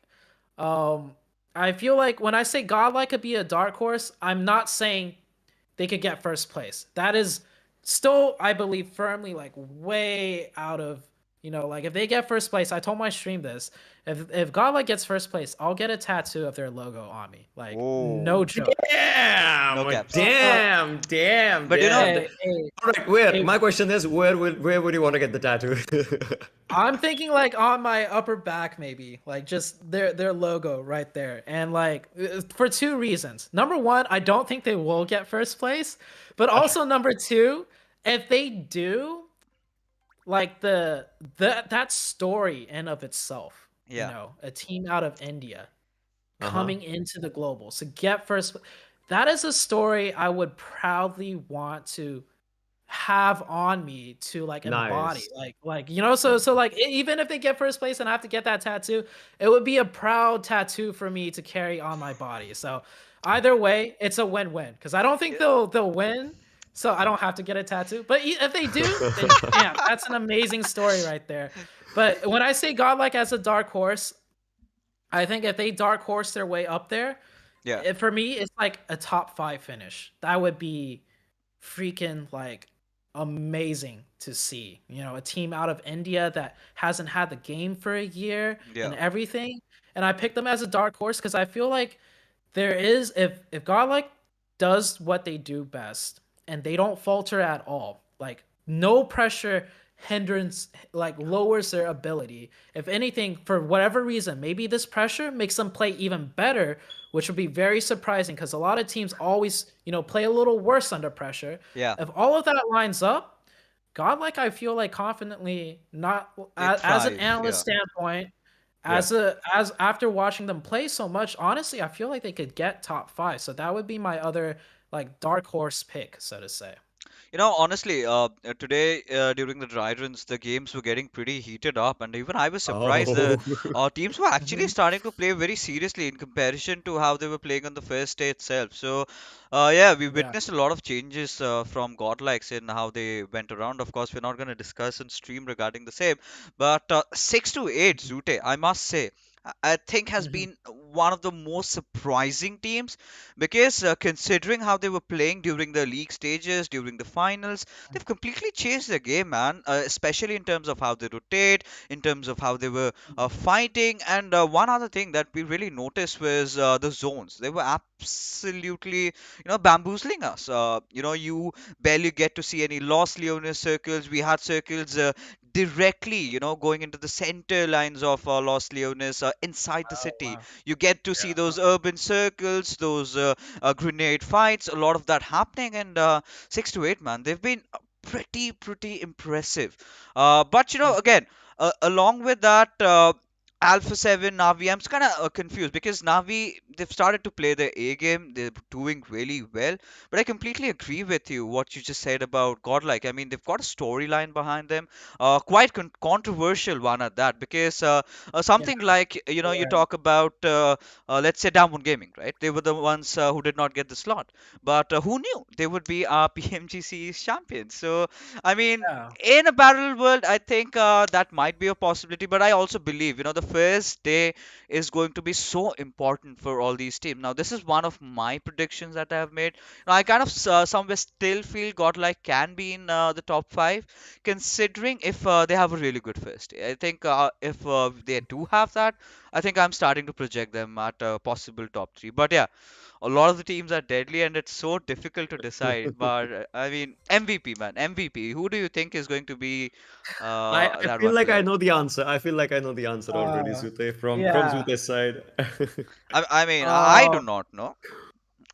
uh, I just the easiest MVP pick would just be Paraboy, just because he always somehow manages to do it. And even though like Nova didn't do too amazing, like if you look at the stats, if I remember correctly, Paraboy did really well as an individual player still, even though the team didn't perform too well. So Nova going into the finals, if the team performs well, I mean Paraboy's stats and everything is just gonna go through the roof. And if Ah. it's not Paraboy, Carrillo, right? We showed him on stream for a little bit. We showed his like enough. That would be the next easy pick. It would be What like about top? Carrillo. What about top or action? Action. Oh, they're both. Oh, that's also. I mean, there's so many good players. Like I it. think Neo might also be one of those picks Neo because is in a great I form right now, I yeah. think ever since BGIS Zuta, I really witnessed this one more thing. So I think Neo was my favorite pick from Godlike, especially the kind of a form that he is in, and I was starting to get worried if the same could be sort of reciprocated the same way even in the global stages. And boy oh boy, he was starting to impress us. I mean, he's still the very same Neo that we did see in the Indian lobby. So again, top action, so many contenders, man. Sometimes even I'm confused who is going to be, but Yeah. yeah, this is going to be fun this time, to be honest. Mhm. Yeah, I I mean, believe yeah. it's even if like we have the picks that Zuta said, it might just be a really close call. That's what I believe, maybe. Mhm. Yeah, predicting the MVP is I feel like it's more difficult to predict the MVP than to even predict the winner, right? Because when you're predicting the winner, you pick from 16 teams. You try and predict the MVP. Each team has like, at Yeah, least four players, but every team is required to have a six-man roster. And like, who knows? There might be substitute. It's just there's so many players to potentially pick from, and it's Yeah, just like who knows? Who knows what's gonna happen?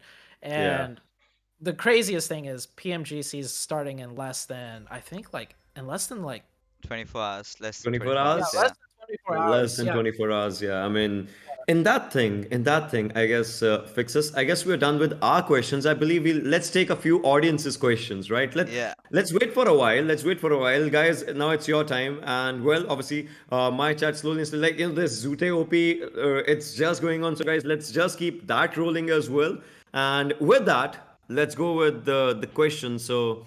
I guess whosoever gets the first question or something, Yeah, I think fixes you I or I think I'm will. gonna pick something, which is really legit. I'm not gonna pick Yeah, the same old question, but before yeah. that, I think we've got to really thank you, Zute, for taking the time to come over here. So, guys out there who are still new, you haven't really been following the international scene. So, again, Zute is one of those competitive players. He's been across all the regions. He's played in a lot of teams, even as an analyst, even as a content creator. Now he's doing even very well even as a cast. I was following up him up there as well. Mhm. So do check him out on his Instagram. Do not forget to follow him on his YouTube channel as well. But yeah, Zute, I think we loved it. Anything from your side that you would want to ask us, before we get questions Oh, from you for the chat? oh. So, I mean, you just earlier you thanked me for being a part of this show, and I or this like interview, and I just want to say like it's crazy that you're thanking me because I'm just like I feel so grateful and thankful for you guys. Like for me, this is how I see myself. I'm just like a small content creator, overseas. In India, you guys have You're so quite much famous, Zute. people. You're just being too humble and modest. Okay, maybe I am, but like it's like you guys have so much going on in India. You have so many fans, so many amazing players, so much Yeah. talent, like from the casters, from the analysts. Like you both that I'm talking to, like you guys have so much going on, and I just feel so humbled as an outsider, right? Being asked to join you guys, to just be in this space, to feel so welcome. Like for me, it's like you guys have a huge awesome party going on, and I'm like outside just like looking in, like maybe I can join the party one day, but No, instead you guys literally open the door for me, come trust me. outside to the sidewalk, grab me by my hands, and then pull me in. Like that's how I feel right now, so Trust I me. feel I so mean, humble. Zute, no. Trust me. I'll say this. I've said this to you before. I'll say this again. You were that one person that I've seen on that global stage. A guy who just did a really No, no, good spin, a Rooney in his entrance. I still remember that in the first PMCO. I was sitting in my corner just on my laptop watching the first PMGC and first PMCO, and I'm seeing your entrance doing that. All the hip hop moves and just dancing around in that entry, and we I'm miss like, those days, man, man. I want that swag already. And trust me, if anything, we have learned a great deal from you as well, and I believe we will cherish that, like, in the upcoming years, in the upcoming eras of global stage or maybe our Indian stage or something. But we would cherish that, trust me, because we have learned a lot from you. And if anything, we knew your name even before. You're talking about the Indian scene, right? No one knew our Yeah. name, but we knew your name. I would Yeah. say if people were talking about, Mortal or something in the first PMCO, they saw your entry as well. They saw you as well, and they know you. So it's like you are one of the OGs out there when it comes down You to were there even before everything. we existed. But again, Yeah. Zute, we've got some interesting questions, Okay. right? Now, Okay. you Yeah. did talk about the Chinese players. Now, that has stinged a little bit of interest from our audience. Now, they really want to Okay. know about how their lives are, right? Because in India, I'm pretty sure it's all about the players, playing customs throughout their day, playing, Mhm. duos with their girlfriends, and then sleeping late in the night, and then just Or waking up maybe, or and maybe girls they think are their girlfriends. yeah, girls they think that are their girlfriends. But yeah, for Chinese Uh, players from I've been previously quite an ardent fan of Dota. I know how disciplined the players are. Even yes. I heard someone saying even their diet is also planned and everything. They're very strict. They're very disciplined. So this is one of the questions. How is a day for a Chinese player like? So it's very their entire day and week is very scheduled, and like you said, they're very disciplined. They take everything very seriously, and one thing that I've noticed though, like talking to Paraboy, and like when I was in China competing, Yeah. right, when we were in the backstage like together before we're about to compete and start the very first game. I got to hang out in their room. Mm-hmm. And something I noticed is Chinese players and teams take themselves extremely seriously when it's time to work and practice. Yeah. But right before the tournament is about to happen, they've already done all the preparation. When I was hanging out with them in the back room, everyone was super relaxed, having a good time, just conversating casually. And I think that's one secret to the Chinese teams. Like when it's time to be serious, they're very serious. But when it's not work time, they know how to change that switch and just instantly go into relaxation mode. Mm-hmm. Cherish what little hour break they might have and Yeah. just really relax, stress free. And I think it's with that balance that they're able to thrive in such a grueling environment of practicing. I mean, I'm sure you've heard it, but they have 10-hour plus days of different forms of practice. And some of them that are big streamers or content creators, they also have to stream on top of those hours, to provide for their fans and grow their organization, grow their branding and everything. So Yeah. it's a lot of work, but when work is work, they focus 120%. And when it's relaxation time, they drop everything and just, really relax. Yeah. Perfect balance. This sort of Yeah. drives me to another conversation that the audience has been asking for quite some time.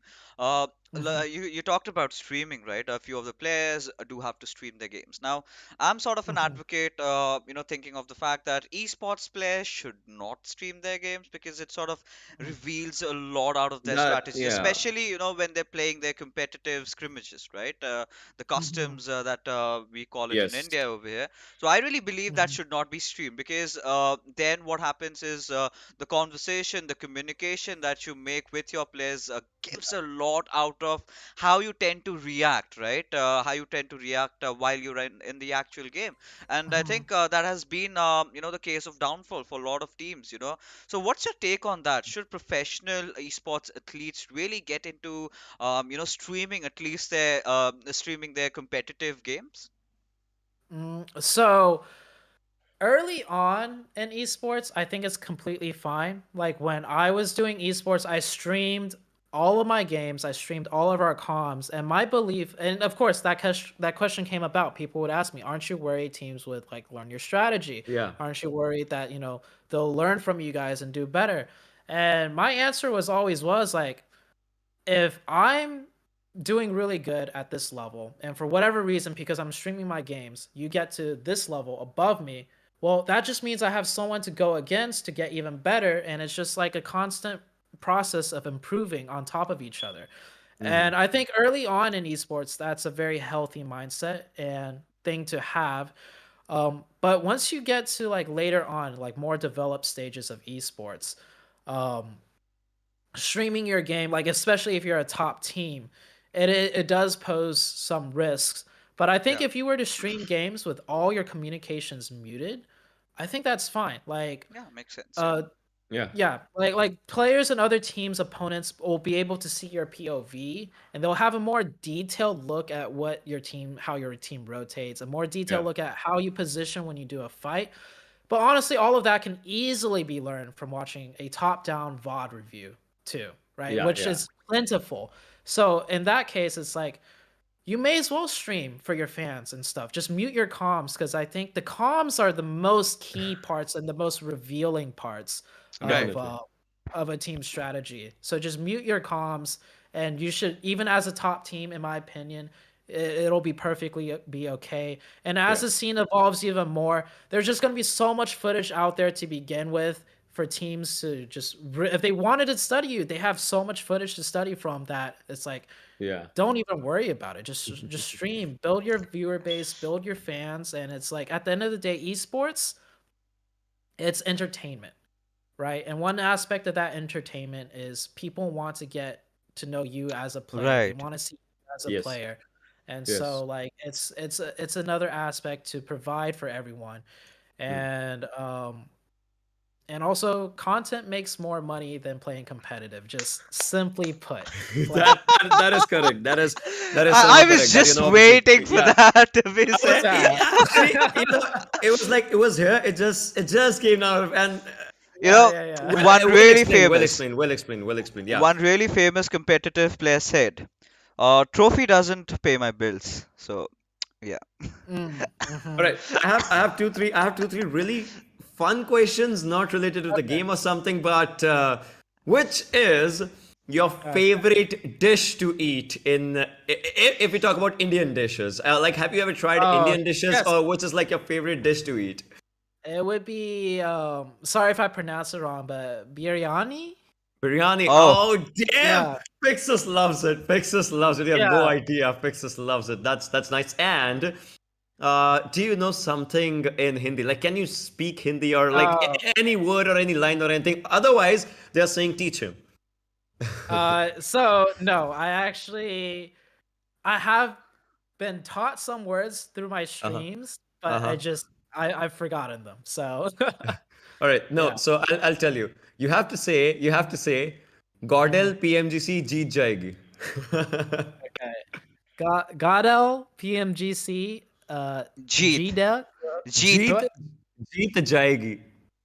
G did J that's J hard to double say. E T, J double Jeet. E G Yeah. T, A Jeet J Jayegi, W double E, J J J okay P J Jaggy. Is Jeet. that It's J double E T and then Jayegi. I mean, Jayegi was fine, but Jayegi was fine. It's JWT jeet. Yeah.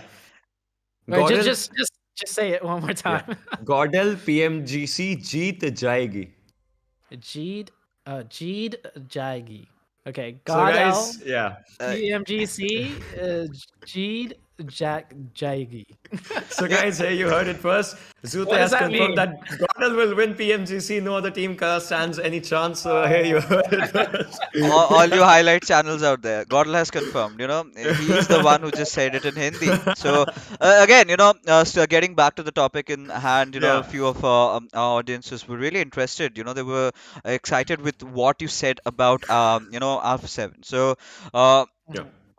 what else they were asking a lot about their rotations, which a lot of us find pretty unique, just barring the fact that they've got Carillo, they've got players like Senatex, a lot of players that have played in the global competitions previously, but in the current situation right now, what do you think really sets them apart from the competition?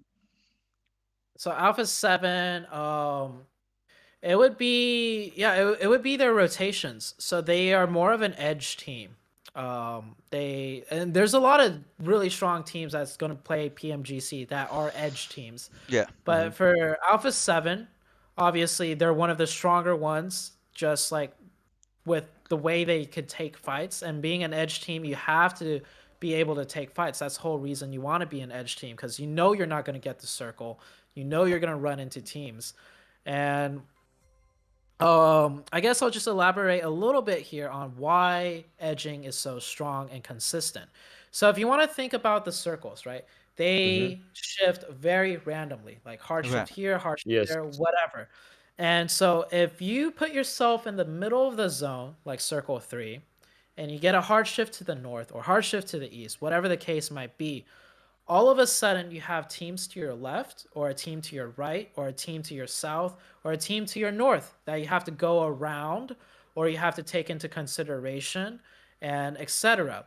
But when you always play from the edge, when it hard shifts to the east, you already have a plan. We'll come in from the north on the edge and entry right here on the hard shift to the east. Now, if you're on the edge here and a hard shifts down to the south, like down here, then you already have a plan. We'll rotate edge around this way and entry point on this edge of the circle on the new shift. Right. And so no matter what happens, the edge teams have a very more consistent strategy that they can replicate because they already plan for a weird hard shift and they Yeah. don't have teams behind them Right. and sometimes or maybe in front of them or to their sides, whereas if you play in the center and a hard shift this way, now all of a sudden you have factors like, oh, this team's got to rotate past me, this team's in front of me, they're taking too long to rotate, we have to go back and down around. And so the consistency for edge teams show through that way. And that is why, a lot of teams are starting to adapt more of the edge strategy because it's, in a way, it mitigates the RNG. And Alpha 7, why are Yeah. they so strong? Well, they prioritize on the edge and they're a strong team to be able to fight into the zone. This sort of drives me to the part where I still believe, Sandhawk, the map of Sandhawk, still, I mean, it should not be in the game right now. That's again one of my Yeah, thoughts. only Wrangles and Miramar should be there. That's I mean, I'm all. I'm still fine with taking Vikendi for a change. If I have to choose No, between Sanhok or Vikendi. no. For casters, I know it's a curse, but again, somewhere down the line, we still managed to pick up a few talking points. But Zute, I feel Sanhok has been pretty much punishing to the teams that have been playing a lot around the edges, because I feel once you got a good grip over the center, you tend to win more often. What is your take on Yes. that? So, Sandhawk, um, when I was playing competitive, right, Hmm. Sandhawk was a very prevalent map. I think back then we played more Sandhawk than is being played now. I Yeah. think yeah. So Sandhawk, when I was a competitive player, I had to formulate some type of strategy or understand the map to a point where it's like we can take this map and get some good consistent points out of it. And what I learned through Sandhawk is Yeah, number one, your drop spot is very crucial and important to the rest of the entirety of the game. No matter where the first circle appears, your Yeah. drop spot will yeah, dictate all of your rotations in the next yeah. circles and where you need to learn how to take that fight because Sandhawk is a very fight based map. You can't rotate around and stuff like that. So, with that being said, I feel like Sandhawk, from a competitive standpoint, is still competitive, where teams still have to maximize their value and their teamwork and their fight strategy to make the best of it.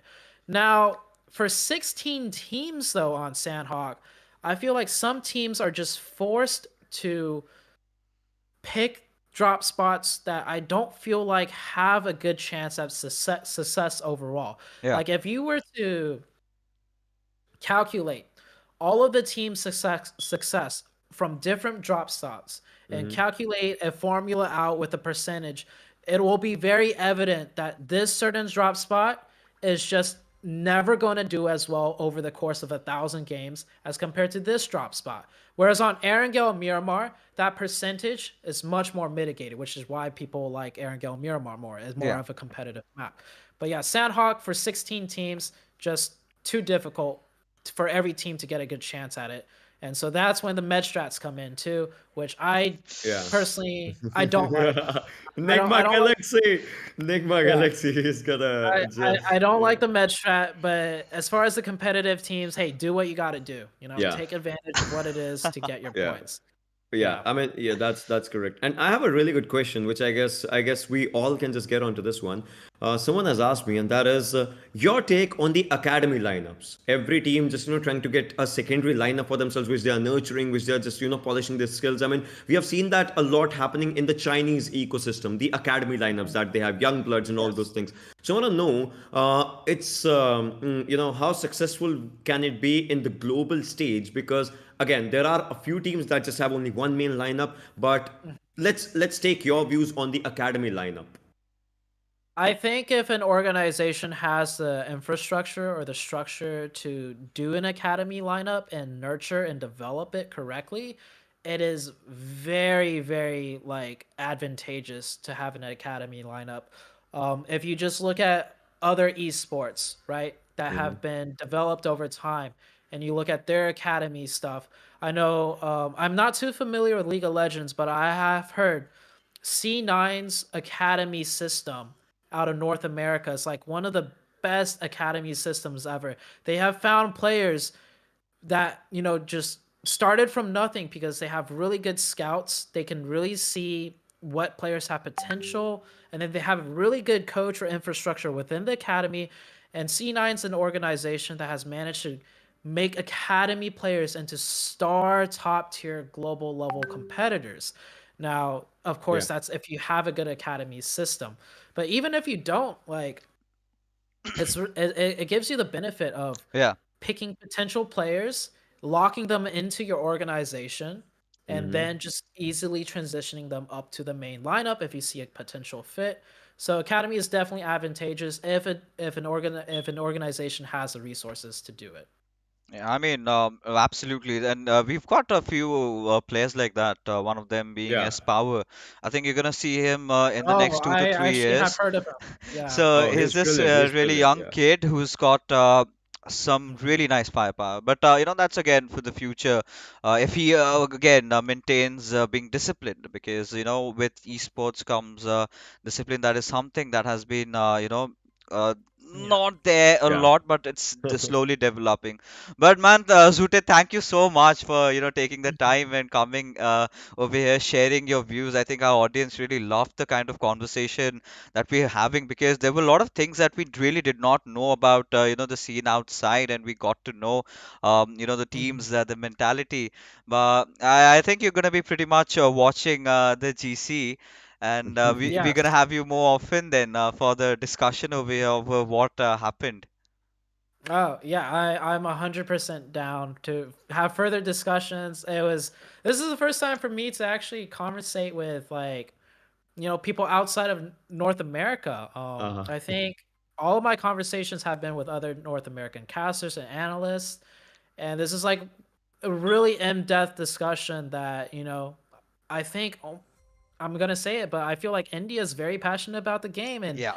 Yeah. you guys are the ones to reach out to outside minds because you guys are actually really interested in just hearing what differing opinions there are. And so I feel very blessed to be here. And so, yeah, I want to thank you guys once again Pleasure. before we go. Thank you very much, Sudhir. Thank you very much. And I mean, I believe definitely, just like Fixer said, right? We'll be talking more and more about it on stream and maybe off stream as well, just having our discussions and all those things. And trust me, there are going to be a lot of things that we will personally, learn from you. I believe inside the game and maybe for the outside life as well, because I guess a lot of people were talking that you actually enlightened them with the conversations as of what happens if you're not a pro player, if you don't have enough resources and all. So I Yeah, guess yeah. we can learn a lot from each other, to be honest. For sure. And oh, quick question. Are you guys going to be viewer partying the No, we We PMGC? will be cannot. casting. We will be I mean, casting. So Oh, after you the guys, right. Oh, right. I yeah. forgot. after the Yeah. PMGC, we can definitely sit together, and we would be Uh-huh. definitely analyzing the games. But I Yes. think it's going to be an absolute banger tomorrow, because, to be honest, Ute, I don't think we've ever had that much of hype and backstories being created. A lot of rivalries have also been sparked up. A lot of pannings going on, a lot of fistings going on, and everything. So I'm pretty sure the players are gonna go at each other. But yeah, I mean, thank you so much. So let's schedule one more day where we can sit with you and Imperium, if we Yeah. can also make up and have more in-depth analysis over how the teams are going to be playing. But thank you so much, Zute, for taking the time out here. And for all you viewers out there, don't forget to check him out on Instagram and YouTube. I'm gonna have your links up below over there. And thank you so much, Zute. Have a good night. Yeah, Thank thank you, you Zud. guys for having me. See you guys. Take care. Have a good Likewise. night. Yeah. Yeah, Oh, you're having I a mean, good. All right, have trust a me, good day. Sorry, I'm so sorry. Zute I'm is so so sorry. energetic. I'll tell you. Zute is so energetic. 12 hours back, he was still up. We shot a video. The video is going to come out tomorrow on my channel. 12 hours ago, he was still up. And the entirety of the day, we were talking to him. He was still up. Right now as well, he's still up. Mhm. When do you sleep or do you even sleep, man? Where is the sleep? I mean, right after this, I'm going to sleep for like 2 hours, I think, and then I have other stuff I need to do. But like Oh, this is damn. all very exciting for me. So Oh, it's like sleep can wait, right? Like sleep can wait after PMGC is over, after everything's done. Like then I could sleep for like a good week or so. Well, I mean, yeah, I mean, it's kind of a roller coaster ride right now going on, but man, yeah. get some sleep. Get some sleep right now. You You need Okay. that rest. All You right. need that Take care. rest. chalo. I'll see you guys. Ciao, ciao, buddy. Have a good night, everyone. Bye All bye. right, man. Take care. Bye bye. आह भाई मजा तो Oh, आया मजा yeah. तो आया to be honest guys अच्छा लगा या नहीं ये बताओ दोनों की चैट्स में अच्छा लगा नहीं एंड जूते ओपी गाइस जूते जूटे ओपी ओपी है। आई मीन काफी सारी चीजें सुनने को मिली, लाइक ये सारी चीजें इनफैक्ट हमने भी काफी बारी बात करी, and same things right, the rotations वगैरह एंड सब कुछ जो मुझे एक्चुअली काफी इंसाइटफुल लगा, द चाइनीज प्लेयर्स जो उनका थॉट प्रोसेस रहता है, मेंटालिटी रहता है, मुझे तो लगा एक पॉइंट पे कि वो लोग तो रोबोट्स है भाई। गेम खत्म होता है, इट्स लाइक हाँ जीत गए नहीं नहीं वाली नहीं बात है। नहीं। तो वी गॉट टू नो कि हाँ प्लेयर्स चिल भी करते हैं, उनकी भी जिंदगी है। हाँ थोड़ा सा एंजॉय भी करते हैं अपने आप को। बट फिक्सर्स, हाँ, हम कास्टर्स ये है जिनकी जिंदगी नहीं होती हाँ मुझे तो है। कभी कभार लगता है ऑडियंस सब सोचते हैं कि तुम कहीं गायब हो गए। मैं तो कुछ सोशल मीडिया पे डालता नहीं हूँ, बट या रोज हमारी कास्टिंग रहती है, ऐसे नहीं कि एक रहता है, दो तीन रहता है। हाँ जाहिर सी बात है, हम बीजीएमआई ज्यादा नहीं कर पाते, इसीलिए आप लोग हमको देखते नहीं हो। But yeah we do a lot of PUBG mobile, lot of Valorant, अभी वीसीसी वगैरह भी आ रहा है। But apart from that I think ocean little bit of सबको चाहिए राज की बात, थोड़ा सबको चाहिए मसाला। तो आज आपको बता देते हैं, गॉड लाइक का आज का परफॉर्मेंस काफी अच्छा रहा। काफी अच्छा था। उसके साथ साथ हमने काफी सारे आज ड्राई रन्स एक्चुअली बहुत सीरियसली गए, so teams were actually making some really good rotations. Stalwart yes. हो गई, 6 to 8 हो गई। अल्फा 7 की तरफ से ज्यादा कुछ देखने को नहीं मिला। नावी काफी अच्छा खेल रही थी, नोवा तो है ही बढ़िया। तो काफी सा जो पूरा एक माहौल सेट हो रखा है। और एक और सीक्रेट चीज, पैन्स हुए थे, आज पैन्स हुए थे। पैन हुए थे, यस आज पैन हुए थे भाई। किसने किसको पैन किया मैं नहीं बोलूंगा, ना ओशन बोलेगा, ठीक है। बट पैन हुए थे, आप ये गेस कर लेना, आप लॉन्डो से पूछ लेना कौन पैन हुआ था। बट कोई तो आज पैन पैन हुए हुआ थे, था। आज चिकन भी हुए थे, आज मजे हुए थे, लेकिन एट द एंड आज बहुत ज्यादा सीरियसनेस हुई है हाँ प्लेयर्स के बहुत बीच सीरियस हो में। गया था। बहुत बहुत सीरियस तरीके से खेले, in fact till the final game. Like 2 दिन का ड्राई रन होता है तो ऐसा होता है कि तो लास्ट वाला ड्राई रन का जो दिन होता है वो सीरियस नहीं होता, बट सरप्राइजिंगली आज सीरियसनेस के साथ खेले हैं प्लेयर्स। मे बी वो माइंडसेट रखना चाहते हैं कल के लिए, एकदम उसी वाइब में रहना चाहते हैं, वो शायद एक रीजन हो सकता है। बट आज हर एक चीज, हर एक चीज बहुत रेगुलेटेड तरीके से हुई है। Tomorrow I believe we might just see not just godlike, not just nova, not just 6 to 8, not just stalwart, not just tomorrow we might just see every team in their utmost seriousness, which is a very good thing because यही है ना यार, ये fight of life time है अभी के लिए। या एंड एक और क्लैरिफिकेशन, गॉडल ने किसी को पैन नहीं किया। गॉडल ने पैन नहीं किया, हम देख रहे थे पैन वहां हुए थे, हम कहीं और देख रहे हैं, गॉडल ने पैन नहीं किया था। हाँ गॉडल ने पैन नहीं किया था। बट या तो बट पूरा मसाला सब कुछ देखने को मिला। चल तो ठीक है फिर ओशन, तो अपना स्ट्रीम बंद कर, हाँ मैं भी थोड़ा दर्शकों से चलो। बात करके मैं भी जाता हूँ, यस क्योंकि यस। कल स्टार्ट होने वाला है, ठीक है। तो हाँ या बू बॉय। यस। चलो बाय बाय। हाँ इधर आ जाते हैं लॉन्डो, थोड़ा नीचे आके आप लोग से पर्सनल बातें करते हैं, क्योंकि एक्चुअली मैंने बोला था कि ट्रांसलेट वगैरह करेंगे एंड ऑल दैट। तो आई आई थिंक जूटे कोई मतलब ऐसा कुछ ऐसे लैंग्वेज ने नहीं बोल रहा था, या फिर कोई काफी फास्ट इंग्लिश में नहीं बोल रहा था जो आप समझ नहीं पाओ। अब मेरे मॉड्स बोल रहे हैं कि मेरा चैट टिंडर बन गया था एक्चुअली, मजाक कर, टिंडर बन गया था शायद, ऐसे कुछ सुनने को मिला। ये क्या सानहॉक क्लैश, उसके बारे में मैं ज्यादा कुछ बताऊंगा नहीं, माता रानी को हम जाते हैं अपने घर। Oh shit. गाइस मैं इधर आ गया एंड उधर जनरल में चला गया था, then people came kept coming. जिंदा पैन हुआ क्या? नहीं नहीं जिंदा पैन नहीं हुआ था, जिंदा पैन नहीं हुआ था। How is the production quality, streaming quality, graphics wise? I mean, it's a virtual studio, so can't really expect much.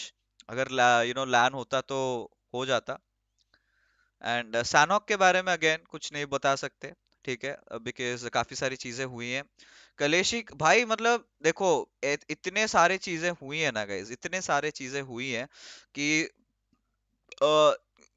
इतना ज्यादा हाइप हो गया है इस टूर्नामेंट को लेके कि मैं तो उत्सुक हूँ, बहुत ही ज्यादा उत्सुक हूँ।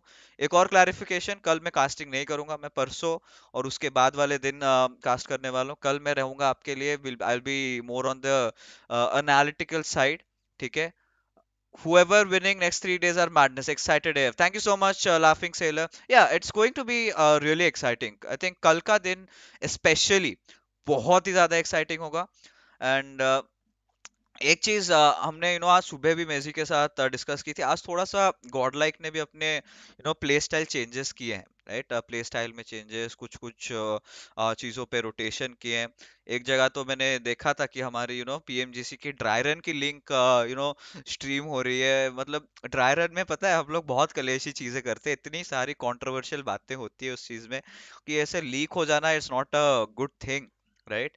तो बट लीक हो गई एंड चलो बाद में it was sort of mitigated. पहली बार एक्चुअली मैंने देखा कि यू नो इतना ज्यादा hype around a global tournament.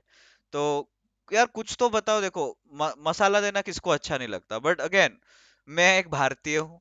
मैं अगर अभी गॉडलाइक की स्ट्रैटेजी सबको बता दूंगा, कोई स्ट्रीम देख रहा होगा, कोई या कुछ कहीं से पता चल रहा है, खबरें तो ऐसे आग जैसे फैलती हैं। I don't want that to happen, right? आप क्या चाहते हो? गॉडलाइक की सारी स्ट्रैटेजीज कल सबके सामने खुली रह जाए। हमारे पास मैप फीड है, हमने सब एनालिसिस कर लिया, हमने सब कुछ ले रखा है, सब कुछ ये। मैं चाहता तो अभी मैप फीड भी खोल के आपके साथ बैठ जाता, क्योंकि आज रोटेशंस बहुत ही सुंदर हुए हैं। मतलब इसीलिए मैं बोला कि आज टीम्स सीरियसली खेल रही थी, क्योंकि कल तो मतलब रैंडम कुछ भी हो रहा था, कुछ भी हो रहा था। आज टीम्स ऐसा खेल रही थी, ऐसा एक लग रहा था कि माहौल थोड़ा सा गर्म हो रहा है। And yes, for those who have been asking, yes, Godl ने एक सुबह का चिकन निकाला था। तो that is the thing. So मैं बिल्कुल भी I don't want to reveal any strategy of Godlike, ये प्लीज आप समझो। कल आपसे सारा बातें करेंगे, क्योंकि अगेन क्या ऑन दैट एनालिटिकल पर्सपेक्टिव क्या होता है, क्या ये होता है। But apart from that guys, apart from that, time for PMGC is around 4:30। एक और चीज है, एक और चीज है कि जो डिवाइसेस हैं यहाँ पे, उसमें भी कुछ बदलाव हुए हैं। प्लेयर्स को आई थिंक अपने डिवाइसेस से अभी खेलने का मौका मिल रहा है, they have an option. So that is also I think there, but mostly OnePlus 9 RT से प्लेयर्स खेलेंगे। तो आई डोंट नो कौन कौन से ये खेल रहा है, उनका वो ये रहेगा, कैमरा रहेगा, तो आप देख लेना, फिर उधर ही बता देना कौन से कौन डिवाइस में खेल रहे हैं। बाकी मैं बिल्कुल नहीं बोलूंगा, ईमान धर्म तुम्हारे भाई ने नहीं बेचा है कि व्यू छापने के लिए मैं कोई स्ट्रैटेजीज या ये सब रिवील करें। आज का जो सेशन था was mostly to discuss around the western teams. कुछ कुछ टीम्स हम मिस कर गए, फ्यूरियस गेमिंग वगैरह। But to be honest, Fenerbahce और फ्यूरियस गेमिंग की तरफ से ज्यादा कुछ मेरी एक्सपेक्टेशन नहीं है, क्योंकि टू बी ऑनेस्ट पहली बार है जीसी में, तो थोड़ा सा वो प्रेशर रह रहा है और वो रिफ्लेक्ट नहीं कर पा रहा था। बट एक चीज जरूर बता सकता हूँ, 6 to 8 is one of the teams to look out for, क्योंकि उन्होंने अपने गेम प्ले में जमीन आसमान का फर्क दिखा दिया है। पीएमजीसी लीग ईस्ट में जैसे खेल रहे थे, आई डोंट नो कि कल कुछ चेंजेस हो गए, बट या उन्होंने बहुत ही मेजर ड्रास्टिक चेंजेस है, स्पेशली हर एक मैप के अंदर ये चीज दिखाया है। अगेन किसी और टीम की भी स्ट्रैटेजी रिवील करना उचित नहीं रहेगा, बट ये सारी चीजें बता सकता हूँ।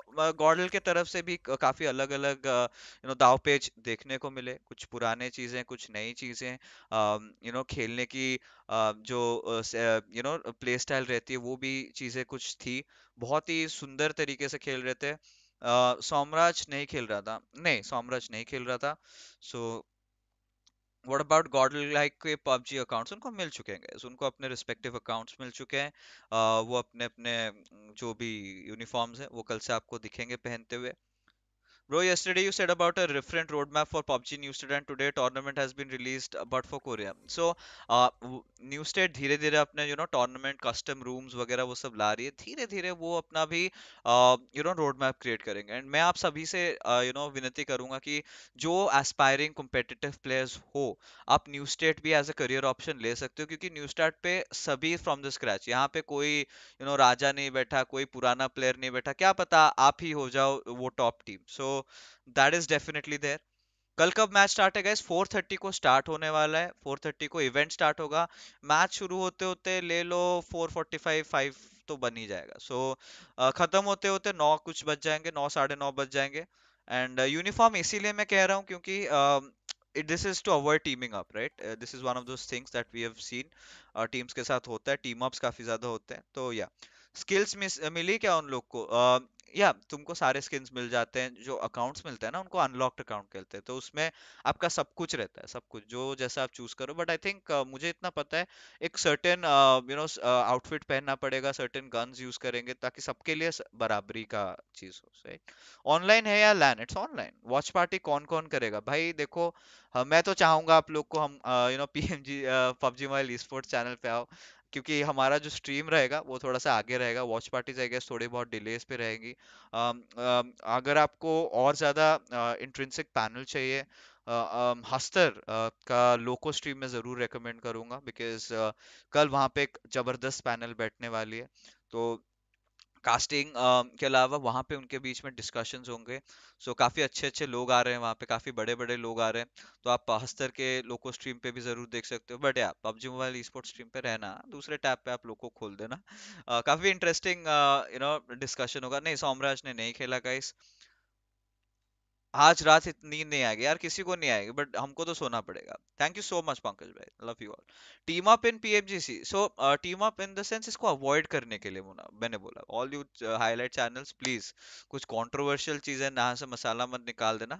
मैंने ये क्लैरिफाई किया कि यूनिफॉर्म्स इसीलिए पहना जाता है कि अगर पॉसिबल चांसेस को हटाने के लिए। पहले क्या होता है, या फिर पहले क्या होता था कि अगर मेरे को किसी के साथ टीम अप करना है या फिर कुछ, मैं उसको बोल दूंगा भाई तू कपड़े उतार दे, या फिर तू कुछ एक पर्टिकुलर आउटफिट पहन के, मैं समझ जाऊंगा तू है, अगर तू मेरे सामने आ रहा है then I will just let you go, right? अब अगर सारे सामने हैं, सेम कपड़े पहने हैं, और इनफैक्ट आपको पता भी है कॉम्पिटिटिव लॉबीज में आजकल के अगर नॉक्स निकालते हो तो उसका नाम नहीं दिखता, तो किसने किसको मारा जब तक आप टीम वाइप नहीं करते हो तब तक पता नहीं चलता। तो ये सारी चीजें the developers have made sure that they've done, ताकि गेम फेयर रहे। चीटिंग की तो बात ही नहीं है, ये वर्ल्ड की बेस्ट टीम्स हैं। आप जरूर गॉडलाइक को भी सपोर्ट करना, खराब टाइम में भी अच्छे टाइम में भी। देखो जैसी गई हैं, जैसे हुआ है चीजें, ऑफ कोर्स काफी सारे विवादों के बाद आ गए हैं, but there are best shot at the cheesy right now. अगर कोई ट्रॉफी ला सकती है तो वो गॉडलाइक ही है, right, for India. So support all your boys, pressure बहुत है, competition is on a different level. And जूटे ने जो जो चीज बोला, मैं ना काफी सारी चीजों पे मैं सहमति रखता हूँ एक्चुअली।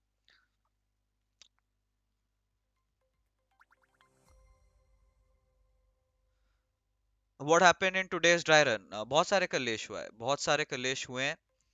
एंड चिकन कौन से मैप पे मिला? Was in Erangel guys. So like I said, 500k plus watching confirm आएगा। ब्रो गॉडल तो पैन नहीं हुई ना, ये मैं नहीं बता सकता, बट पैन हुए हैं। आज पैन हुए हैं दिन में वो जरूर बता सकता हूँ। क्या सैनहॉक ड्रॉप क्लैश हुआ आज? मैं नहीं बताऊंगा।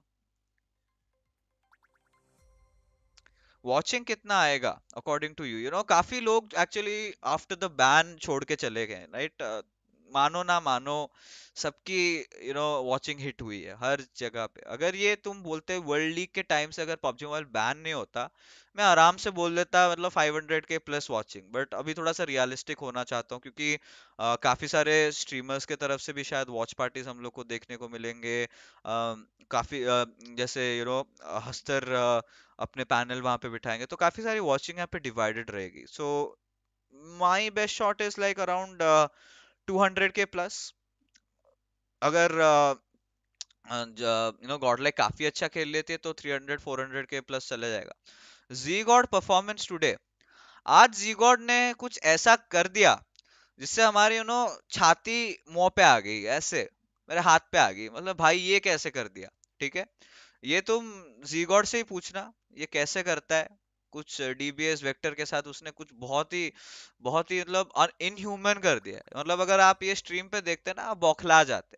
ठीक है, तो जीगॉड उस किस्म का प्लेयर, और जितने भी सालों जीगॉड के हेटर हो, वो अगर स्क्रिप्ट दिख जाता ना तुम पागल हो जाते। मतलब ओशन तो वो मतलब पता नहीं उसको क्या हो गया, माता चढ़ गई या कुछ, तो वो तो चिल्लाने लग गया था पागलों की तरह। एंड वो वैसा ही टाइप था, वो ड्राई रन था, सोचो ओशन वहां पे भी पागल हो गया। तो आप इमेजिन कर सकते हो जीगॉड ने कैसा खेला होगा। ठीक है, प्लेयर्स का फेस कैम होगा या नहीं? बिल्कुल होगा। थोड़ा मसाला और दो ना। नहीं नहीं, कितने तुमने सब्सक्राइब किया, तुम लोग सब्सक्राइब ही नहीं करते, लाइक भी नहीं करते, कुछ मसाला। गॉडल को देख के लगा कि वो एटलीस्ट 50% भी रेडी है। I think they 70% ready right now. कल के दिन में पता चल जाएगा कौन से चैनल पे स्ट्रीम होगा। Congrats for 62K, thank you so much, thank you so much guys. How to watch dry run? Dry run कोई दिखाता नहीं है, ड्रायरन सिर्फ अपने पास रहता है। As you told me, Godlike got chicken, but how many kills? Kills नहीं बोलने का guys. Eliminations, finishes. So Godlike यार नहीं बोल सकता, यार नहीं बोल सकता, उसमें भी थोड़ा सा रिस्क, क्योंकि वो अगर बोलने चले जाऊंगा ना थोड़ी बहुत स्टैट्स रिवील हो जाएंगे। Please respect my decision. Bro tell क्या?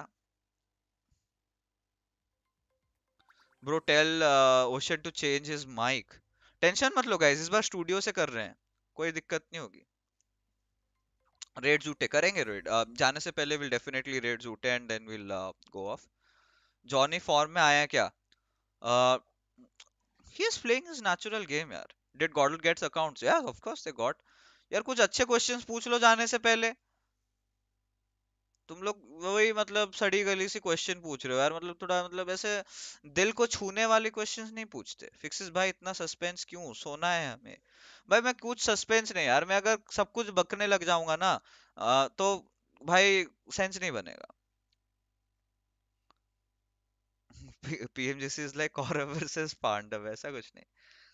भाई नियो का तो मैंने भाई देखो डिस्कशन के दौरान ही बता दिया था कि नियो एक मतलब अलग ही लेवल पे चल रहा है। मतलब इसमें जो कुटाई कर रहा है नियो, माता रानी, हाय हाय। माता रानी का हाथ है, ठीक है नियो पे। माता रानी जो आशीर्वाद दे रखे हैं, मतलब हम आशा करेंगे कि नियो सेम चीज कल भी परफॉर्म करे। भाई मतलब नियो का जो ट्रांजिशन रह रहा है ना, कहीं ना कहीं मुझे हमेशा लगता था कि बहुत ही अंडर शैडो हो जाता है Neo, and the way he is playing, oh, मजा आ जाता है। It's like a delight to watch him play. जैसे जॉनथन को देख के लगता था ना, वही मतलब नियो को देख के वैसा फीलिंग आता है।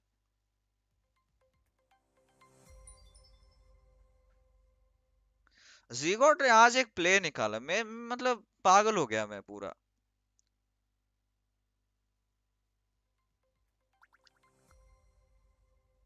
चलो, अच्छा चलो। आज ज्यादा अच्छा कौन खेला? बहुत सारी टीम खेली थी, गॉडलाइक से भी अच्छा खेली थी, गॉडलाइक भी काफी चीज ट्राई कर रही थी। तो सोमराज क्यों नहीं खेला? मैंने पहले से बोल दिया था guys, Somraj is not there to play, is there to take experience.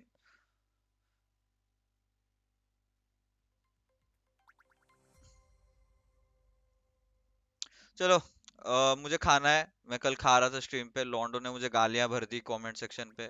I know it was also not right from my side, but मैं काफी भूखा था यार। मैं कल लाइक लिटरली कब लास्ट सुबह कब खाया था, 1 1:30 बजे खा के गया था। और कल भूख लग गई थी तो कंट्रोल नहीं कर पाया था। आज मैंने रेड बुल पी लिए तो अभी तक के लिए भूख के लिए कंट्रोल कर दिया। तो चलो अभी घर सोने चलता हूँ। मैं बहुत थकान महसूस हो रही है, कल थोड़ा जाऊंगा, मेकअप वेकअप करूंगा, थोड़े बाल वाल अगर हो सके तो सेट करूंगा। एंड जीसी पे मिलते हैं लॉन्डो, जीसी पे आना प्लीज। आपसे निवेदन एक और बार है कि अपने इंडियन टीम को ढेर सारा प्यार देना, प्लीज हेट मत देना। हम एक हैं, ये याद रखो। ट्रॉफी बस घर आनी चाहिए, मुश्किल है, नामुमकिन नहीं है, ठीक है। इसी इसी नोट पे I think it's time we should be making a raid, ठीक है। We should be doing a raid. And Johnny कैसा खेला? जॉनी तो अपने लय में खेल रहा है यार, उससे मतलब क्या ही। मैं ऐसा तो नहीं बोलूंगा कि जॉनी की तरफ से कुछ आउट ऑफ ऑर्डिनरी देखा, वो अपना नॉर्मल गेम खेल रहा था जैसे जॉनी खेलता है। मतलब नियो की मैं इतनी तारीफ ये कर रहा हूँ क्योंकि ही हैज एक्सीडेड भाई लॉट ऑफ एक्सपेक्टेशंस यार। So that's the thing man, जो खेल रहा है ना, मतलब आज के डेट पे मतलब नियो मेरा फेवरेट प्लेयर बनते जा रहा है, ठीक है। जूटे भाई का ये चैनल है, प्लीज जूटे भाई को सब्सक्राइब करो गाइस। मैं आपको चैट पे, कहाँ है मेरी चैट, अरे माता रानी। नो लॉन्डो प्लीज जूटे का कोई मॉड्स अगर है तो प्लीज यार जूटे के ये चैनल का लिंक डाल दो, क्योंकि मैं अगर डालूंगा मेरी एनालिटिक्स वगैरह सब आ जाएगी। रुको मैं हाइड करके डालता हूँ। एक सेकेंड, यहाँ पे जाके गाइस, जाके प्लीज जूटे को सब्सक्राइब कर दो गाइस। एंड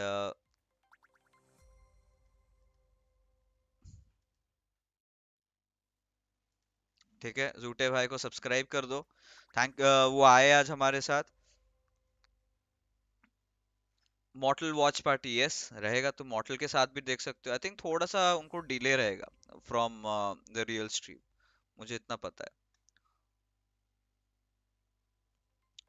और ऐसे ही हम लोग दूसरे दूसरे लोगों को, is there line up change in Godlike for PMGC? नहीं नहीं, पहले से बोल दिया यार, हम मेरे हिसाब से नहीं होना चाहिए। बाकी घातक को पता, बाकी उनके मैनेजमेंट को पता। सिड वगैरह का नहीं पता यार, मैं like I haven't ever had a really any kind of interaction with Sid apart from any interviews. So as you all know, मैं तो मतलब कम्युनिटी से काइंड ऑफ दूर ही रहता हूँ यार, my work is like that. आप लोग को सबको लगता है कि मैं तो सीन से गायब हो गया था। मैं हर एक पबजी मोबाइल टूर्नामेंट किया हूँ, हर एक वैलोरेंट टूर्नामेंट किया हूँ, अलग अलग लैंग्वेजेस पे टूर्नामेंट किया, आईफोन अलाउड।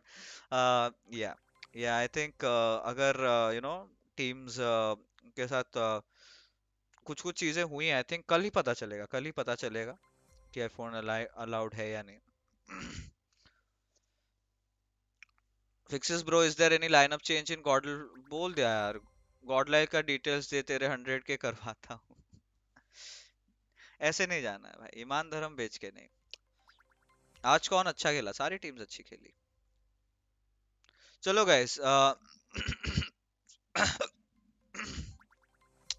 बैठ गया मेरा गला गाइस, गला मेरा बैठ गया है।